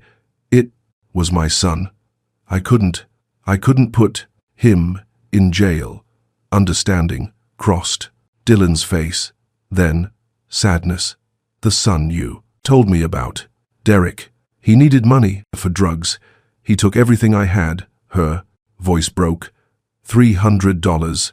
My rent money. And he destroyed. She couldn't finish. Dylan saw Mr. Bear sitting on the porch, dirty and damaged. His jaw tightened. He hurt. Mr. Bear. I tried to keep him safe. I promised Mason. Hey. Dylan put his hand on her shoulder. You did keep him safe. You kept my son safe. That's what matters. Mason ran to the porch and picked up his teddy bear. He hugged it tight, then brought it to Diane. Mr. Bear still loves you, Miss Diane. He's just a little dirty. We can fix that, Dylan said. We can fix everything. He turned and raised his hand. Instantly, the engines cut off. Silence fell over the street. Listen up, Dylan's voice carried. This is the woman who saved my son's life. Her name is Mrs. Diane Washington, and as of right now, she's under our protection. We're going to fix this house. We're going to make it better than it was, and we're going to make sure everyone in this town knows you mess with her, you mess with all of us. A cheer went up from the assembled writers. Diane watched in amazement as they organized themselves with military precision. Toolboxes appeared, lumber, paint. Within minutes, they were swarming over her house like a well-trained crew. Marcus approached again. Ma'am, we'd like your permission to do some upgrades. New locks, security, system. Maybe reinforce that back door. I can't afford. It's already paid for. Consider it a gift from the club. He paused. Dylan told us about your son. We're sorry. Some of our guys have been where he is. If he ever wants help, getting clean. We know people. Good programs. No judgment. Diane nodded too, overwhelmed to speak. Dylan guided her to a chair someone had set up in the suncher front yard. Mason climbed into her lap immediately. You don't have to do this, Diane said. Yes, we do. Dylan knelt beside her chair. You think you saved us that night, but you did more than that. You saw past the jacket, past the tattoos, past everything. People judge us for. You saw a father trying to save his son. Do you know how rare that is? I just did what anyone would. No. Dylan's voice was firm. 6 houses before yours. 6 families who saw me and decided I wasn't worth their time. Decided my son wasn't worth their compassion. You were the only one who opened the door. He reached into his jacket and pulled out a gold patch. The same Hell's Angels emblem he'd given her before. I gave you this, as a promise. I said if you ever needed anything, any Hell's Angel would help. I meant it. But I'm giving you something else too. He pulled out another patch, different special. This is an honorary member patch. Only 15 people, in 50 years, have received one. You're the 16th. Diane stared at the patch. It was beautiful, detailed, clearly handmade, with care. Mrs. Washington, Marcus said, stepping forward, you're not just someone we're helping. You're one of us. Now, the Hell's Angels take care of their own, and you, Mum, our family. Around the yard, the other riders had stopped working. They all turned to face her. As one, they removed their helmets and bowed their heads, a sign of respect, of honor. Diane couldn't hold back the tears anymore. They came in, great shaking sobs. Mason held her tighter. Don't cry, Miss Diane, he whispered. We're here now. We're going to take care of you. Dylan put his hand over hers. That's right. You're not alone anymore. And looking at the sea of leather-clad bikers, at the man who'd become like a son, at the little boy who'd become like a grandson, Diane realized something. She'd lost her family, her husband, her son, but somehow in the darkness she'd found a new one, not by blood, but by choice, by compassion, by the simple act of opening a door when everyone else kept theirs closed. Thank you, she whispered. Thank you all. Marcus smiled. Thank us by letting us work. This house is going to be the best-looking one on the street, and we're done. They went back to work. The sound of hammer, saws, and laughter filled the air. And for the first time since Derrick left, Diane's house felt alive again. Across the street, curtains moved. Mrs. Patterson watching, and beside her, Mrs. Chen and the Hendersons, and others watching a street full of Hell's Angels rebuild. One woman's life, watching their assumptions crumble, watching and learning that sometimes the people who look the most dangerous are the ones with the biggest hearts. By noon, Diane Street looked like a construction zone. Trucks had appeared. Someone knew someone who ran a hardware store. Someone else had a friend in lumber. Supplies materialized as if by magic. The Hell's Angels worked with the efficiency of a military operation, which made sense when Diane learned that at least 40 of them were veterans. Marcus Johnson directed the work like the sergeant major he'd been. Tommy, you and your crew take the roof. Sarah, check that electrical panel. Jake, I need you on the back door frame. It's completely shot. Sarah Martinez, the only woman writer Diane had seen, approached with a toolbox. She was maybe 40, with kind eyes and arms covered in intricate tattoos. Mrs. Washington, I'm going to check your breaker box. Dylan said, your lights were flickering even before the power outage. You're an electrician. Nurse, actually, but my dad was an electrician. Taught me everything. Sarah smiled. Most people see the jacket and tattoos and assume I'm trouble. Last week someone called security at the hospital where I work because they thought I was trying to steal drugs. I was just coming in for my shift. Diane touched Sarah's arm. I'm sorry that happened. It happens all the time. That's why what you did, opening your door for Dylan, it means everything. You didn't see the jacket. You saw the person. Sarah went to work on the electrical panel. Within an hour, she'd rewired half the house and fixed the flickering lights that had plagued Diane for years. Dylan was everywhere, fixing the window frames, patching holes in the walls, installing new locks. Mason followed him around, handing him tools and chattering constantly. Miss Diane. Mason ran over to where she sat, on the porch. Come see what Daddy's been doing. He pulled her inside to the living room. Dylan had just finished repainting the walls, a warm cream color that made the room feel bigger, brighter. I hope this color's okay, Dylan said. Jake had extra paint from a job. It's perfect, Diane's voice caught. The room hasn't looked this good since James painted it 20 years ago. We're not done yet. Dylan pointed to the corner.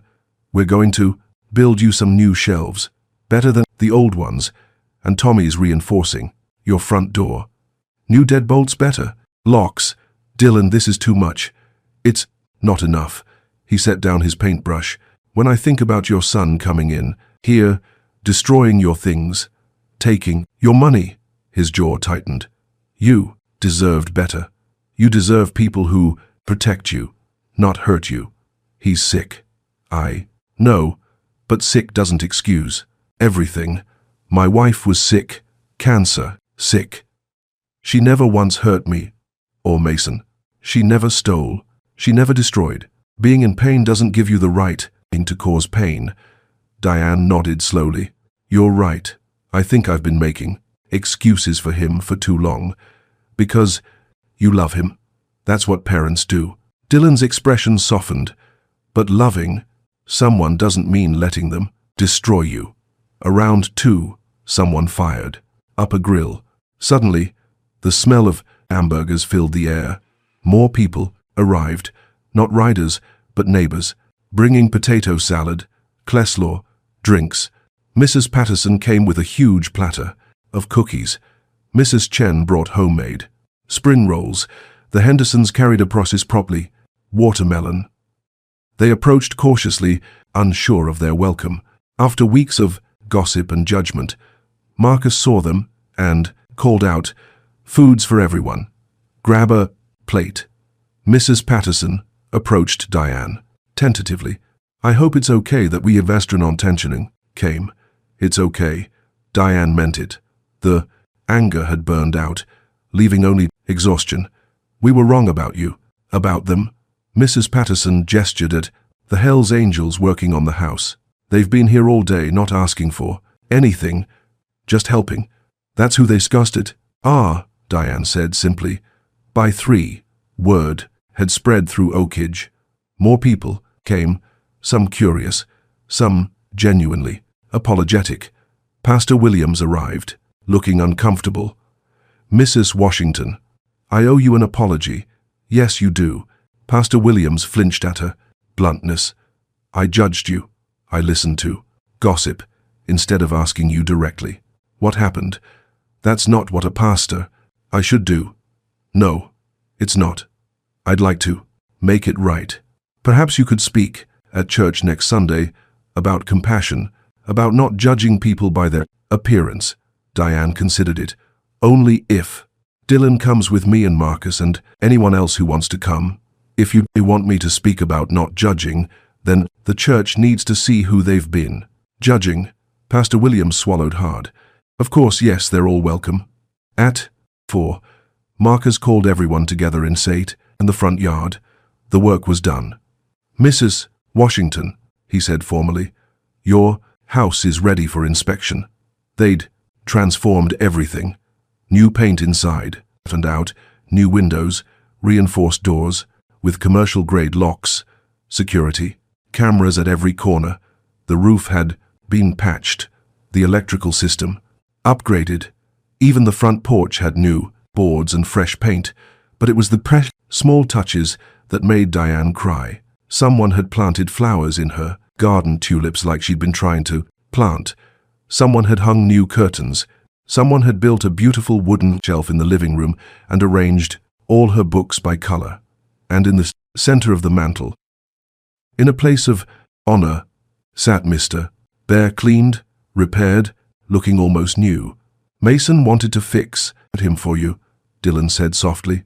Sarah sewed up the tears. "We washed him. He's not perfect, but he's perfect," Diane whispered. Mason appeared at her side. "Do you like him, Miss Diane?" "I love him." She picked up the bear and hugged it. "Thank you, sweetheart." Marcus stepped forward with a wooden plaque. "We made you something." The plaque read Diane Washington, Mother of Angels, below it, smaller in recognition of compassion, courage, and seeing the person behind the jacket. "We'd like to hang this by your front door," Marcus said. So, everyone who comes here knows what kind of woman lives in this house. Diane couldn't speak, could only nod. They hung the plaque with ceremony. Every Hell's Angel present signed their name on the back. Then Marcus pulled out an envelope. One more thing. We took up a collection. Every chapter within 300. Miles contributed. I can't accept money. It's not a gift. It's a fund. Marcus handed her the envelope. $7,500. We're setting up the Diane Washington Family Emergency Fund for single parents who need help, for families facing eviction, for kids who need winter coats. You'll manage it. Decide who needs it. We'll keep contributing every year. Diane opened the envelope with shaking hands. Inside was a check and a letter explaining the fund. You saved one family, Marcus said. Now you can save many. The crowd around them, Hell's Angels' neighbors, even Pastor Williams, began to clap. Diane looked at all of them, at Dylan and Mason standing close, at Sarah wiping tears from her eyes, at Marcus standing at attention like this soldier he'd been, at a street full of people who'd proven that family isn't about blood. It's about showing up, about doing the work, about choosing to love even when it's hard. Thank you, she managed. Thank you all. No, Mom, Marcus said. Thank you. You reminded us why we do this, why the club exists. To help people, to be family when family fails, to show the world that leather jackets and tattoos don't define a person's heart. As the sun set, they had a celebration. Music played, people ate. Mason ran around with the neighborhood kids who'd finally been allowed to come over and play. Dylan sat beside Diane on her newly repaired porch steps. You changed my life, he said quietly.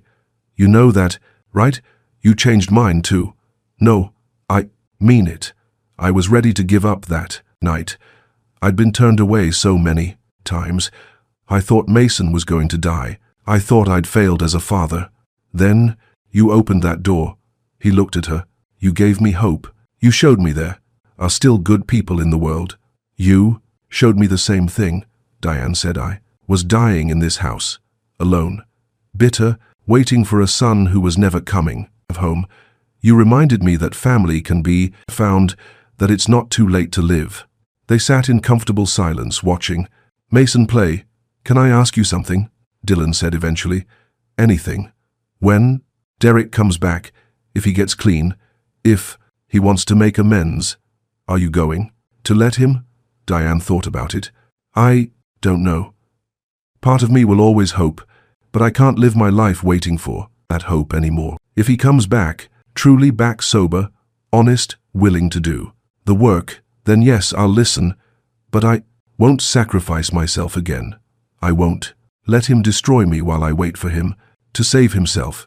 That's fair, is it? It's survival, Dylan said, and you deserve to survive, to thrive. Night fell. The party wound down. One by one, the Hell's Angels packed up their tools, said their goodbyes, and rode off into the darkness. But they promised to return for Sunday dinners, for holidays, for whenever Diane needed them. Dylan and Mason were the last to leave. We'll see you Sunday, Dylan said. At church.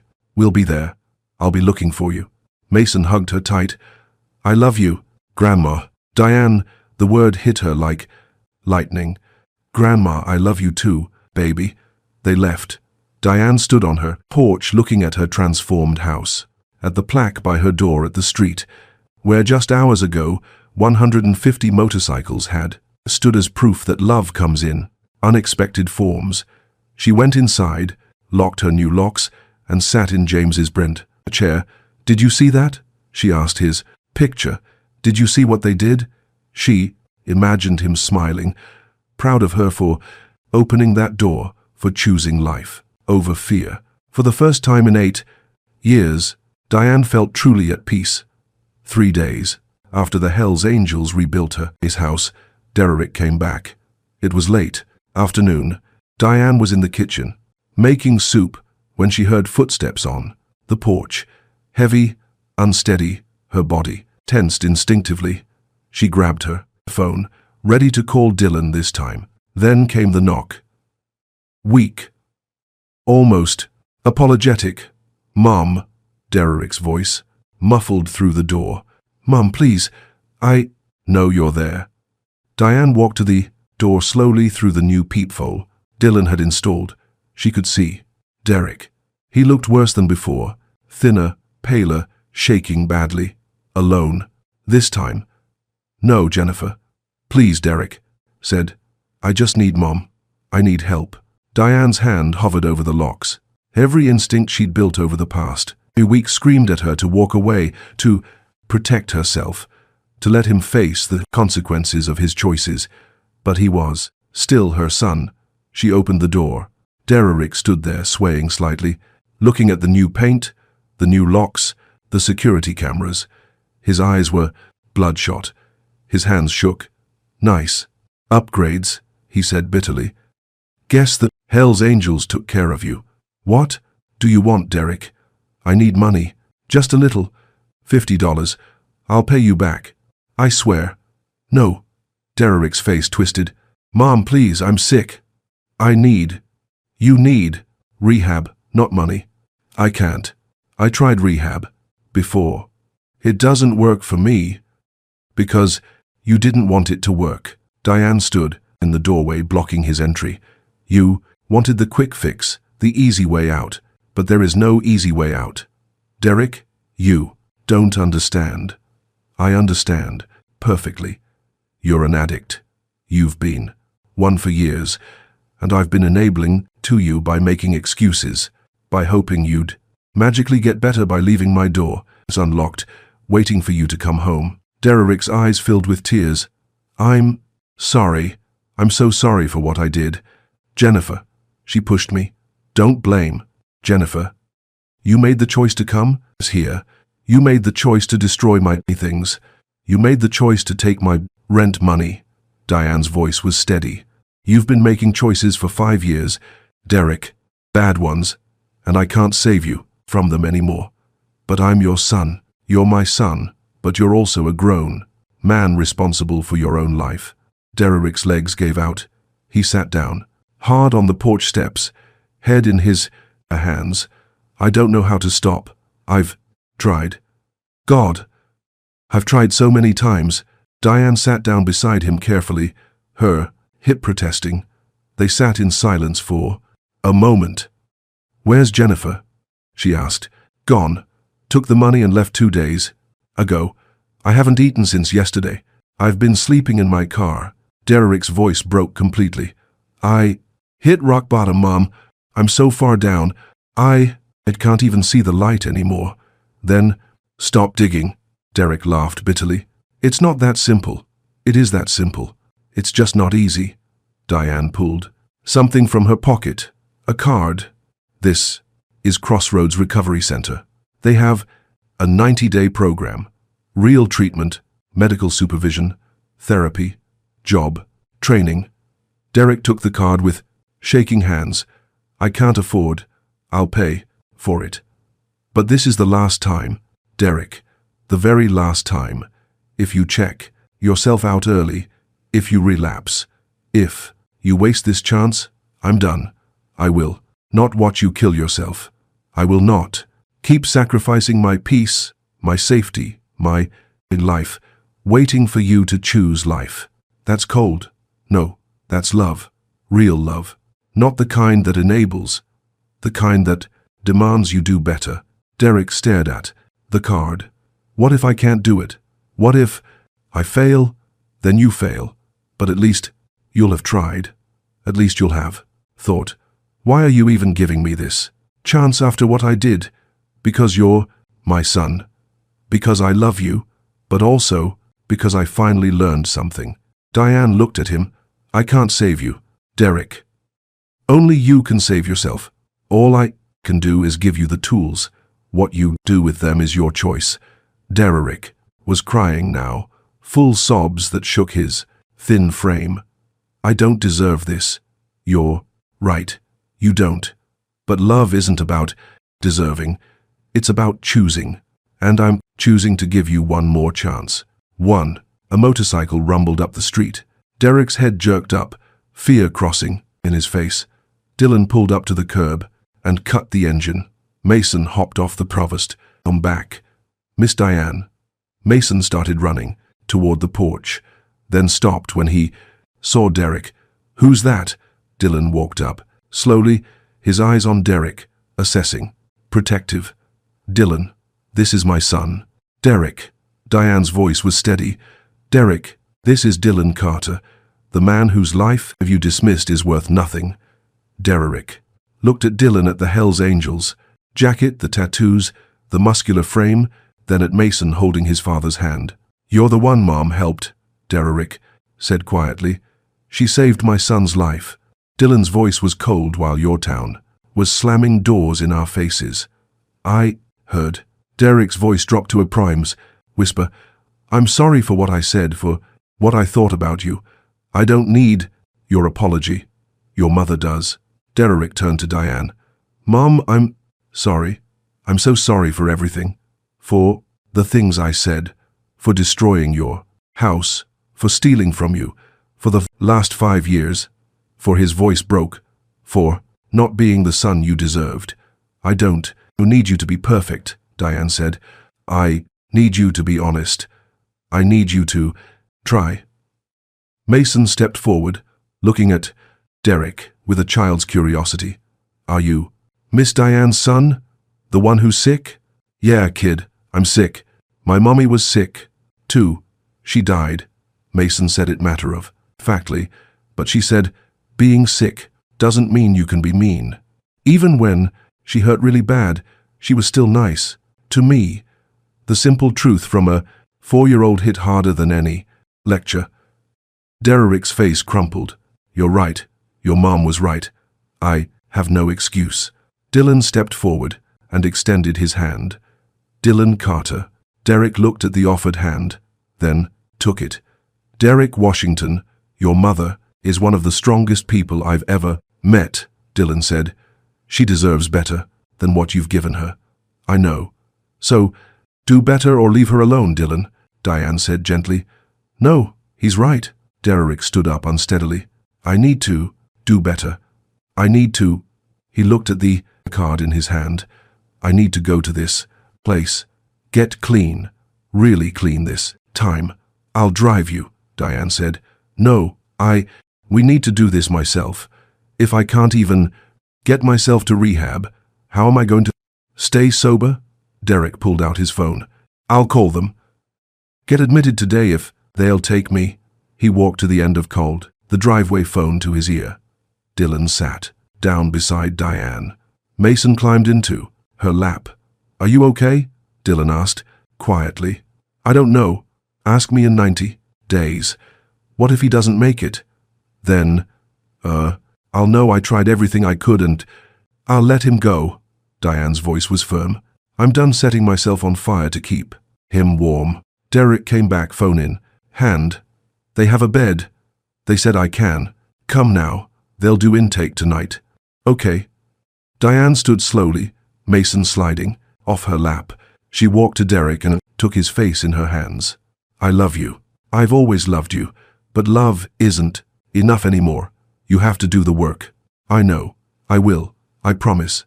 Derek hugged her, and for a moment she felt her little boy in her arms again. The sweet child before drugs, before pain, before everything went wrong. Then he pulled away. If I make it through this, if I get clean, can I come home? Diane thought carefully.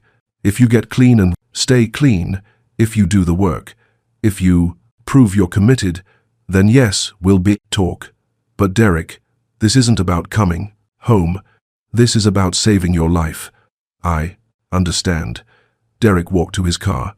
He turned back once, lifted his hand in a small wave, then drove away. Diane watched until his car disappeared. Do you think he'll make it? Dylan asked. I don't know, but I hope so. God, I hope so. Mason tugged on her hand. Miss Diane, why was your son so sad?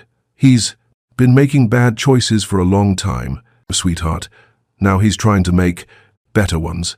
Oh, like when I wouldn't share my toys and Daddy said I had to learn to be better. Exactly like that. Okay. Mason accepted this with a child's simple wisdom. Can we have dinner now? Daddy made spaghetti. They went inside. Diane, Dylan, and Mason, a family not by blood, but by choice. Later that night, after Dylan and Mason left, Diane sat in James's chair with Mr. Bear in her lap.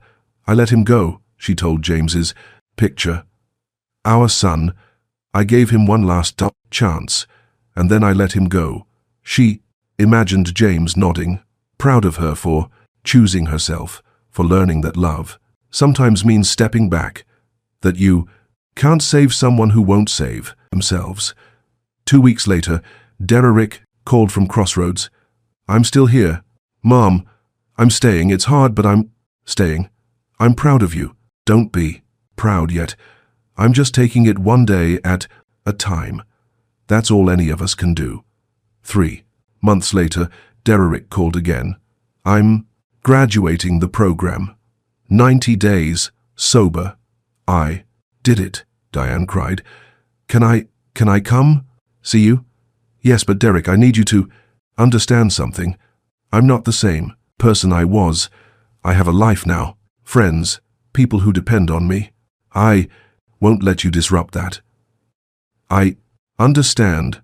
I just want to show you I can be better, that I am better. When Derrick came to visit, he looked different, healthy, clear-eyed, 30 pounds. 30 pounds, heavier. He cried when he saw the house, the repairs, the plaque by the door. They did all this for you. They did all this with me because I opened my door when everyone else closed theirs. Derrick met Dylan and Mason, shook Dylan's hand, apologized again. I judged you, Derrick said. Based on your jacket. I'm sorry. People judge, but your mom didn't. She saw past it. Maybe you can learn to do the same. Derrick helped Diane in her garden.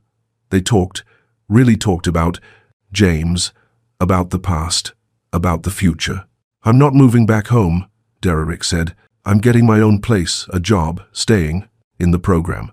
Good, but can I visit? Sometimes? Yes, as long as you stay. Clean. I will, I promise. Diane didn't fully trust the promise. Not yet. But she saw something in Derrick's eyes that hadn't been there before. Determination, hope. Maybe he'd make it. Maybe he wouldn't. But she'd done all she could. And that finally was enough. 3 months passed. Like a gentle exhale, Diane stood in her kitchen on a Sunday morning, watching Dylan make pancakes, while Mason set the table. This had become their routine. Sunday breakfast, together. Then church. Then the rest of it. The day spent however they pleased. Grandma Diane, I drew you something at school. Mason held up a picture. 4 people holding hands. That's you, me, Daddy, and Uncle Derrick. Diane looked at the drawing. Derrick stood slightly apart from the others, but he was there, still, part of the picture. It's beautiful, sweetheart. Derrick had been clean for 45 days now. He called every week, visited twice a month. He was living in a sober house across town, working at a warehouse, attending meetings daily. He looked healthy, sounded clear. Diane didn't let herself hope too much, but she didn't despair either. She'd learned to exist in the space between not waiting, not expecting, just accepting, whatever came. The doorbell rang. Mrs. Patterson, right on time. Morning, Diane. I brought muffins for the fund meeting. The Diane Washington Family Emergency Fund had helped 12 families so far. They met monthly to review applications. Mrs. Patterson volunteered as treasurer. Mrs. Chen managed outreach. Pastor Williams served as a reference checker. The town had changed, or maybe Diane's place in it had changed. People waved when she walked down the street. Kids called her Miss Diane. The Hells Angels stopped by, regularly fixing a neighbor's fence, helping someone move, teaching motorcycle safety to teenagers. The jacket didn't scare people anymore. It had become a symbol of something else, of showing up, of community, of looking past surfaces to see hearts. After breakfast, they went to church. Dylan, Mason, and Diane sat together in the third row. Marcus and Sarah sat behind, to them. A few other Hell's Angels scattered throughout the congregation.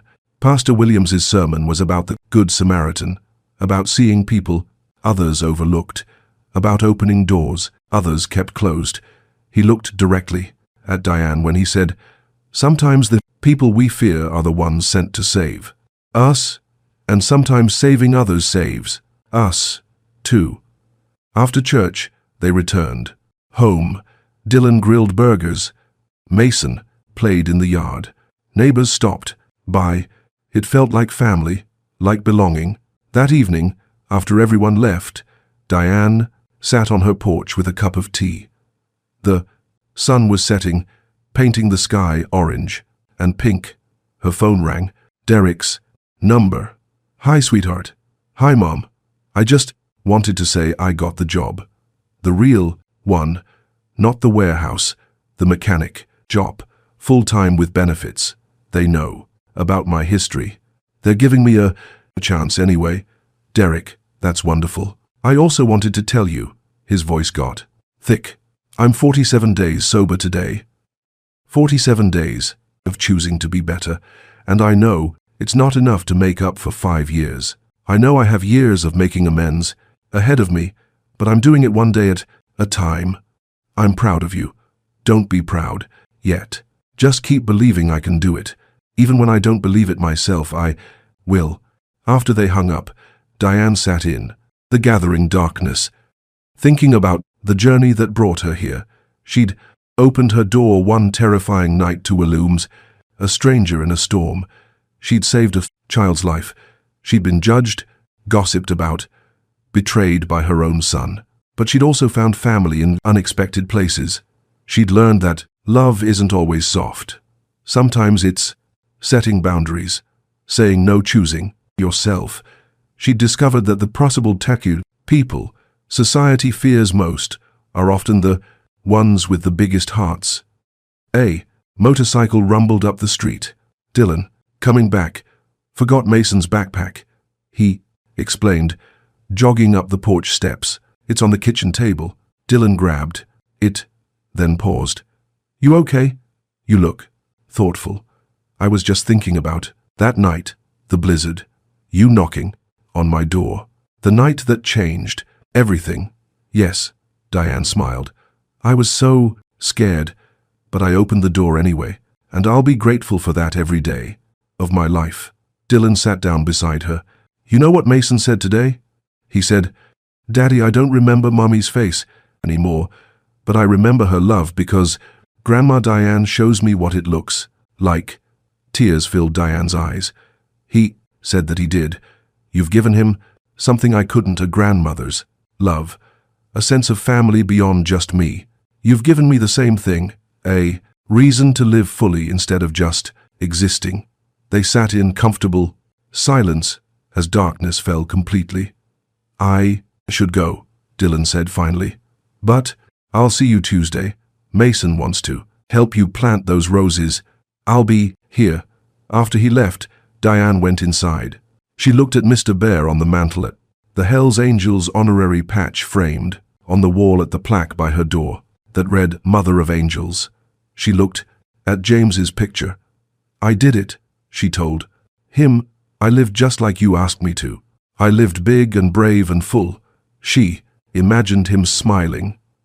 That night, Diane slept peacefully in her safe repaired house, her 5 new locks secured, her security system active. But more than man, Amancy Shores, consent that her heart finally at peace. She'd opened her door to a stranger and found a family. She'd let go of a son and given him space to save himself. She'd learned that love isn't about holding on. It's about knowing when to open your hands, and in the morning she would wake up and live another day, not waiting for anyone, not afraid of anyone, just living, because that's what James had asked. That's what she'd promised Dylan and Mason. That's what she'd finally learned to do for herself. The door was always open to those who needed help, but it was also strong, enough to close against those who would cause harm. And Diane, Washington, 71 years old, widow mother, grandmother by choice, had finally learned the difference. Join us to share meaningful stories by hitting the like and subscribe buttons. Don't forget to turn on the notification bell to start your day with profound lessons and heartfelt empathy.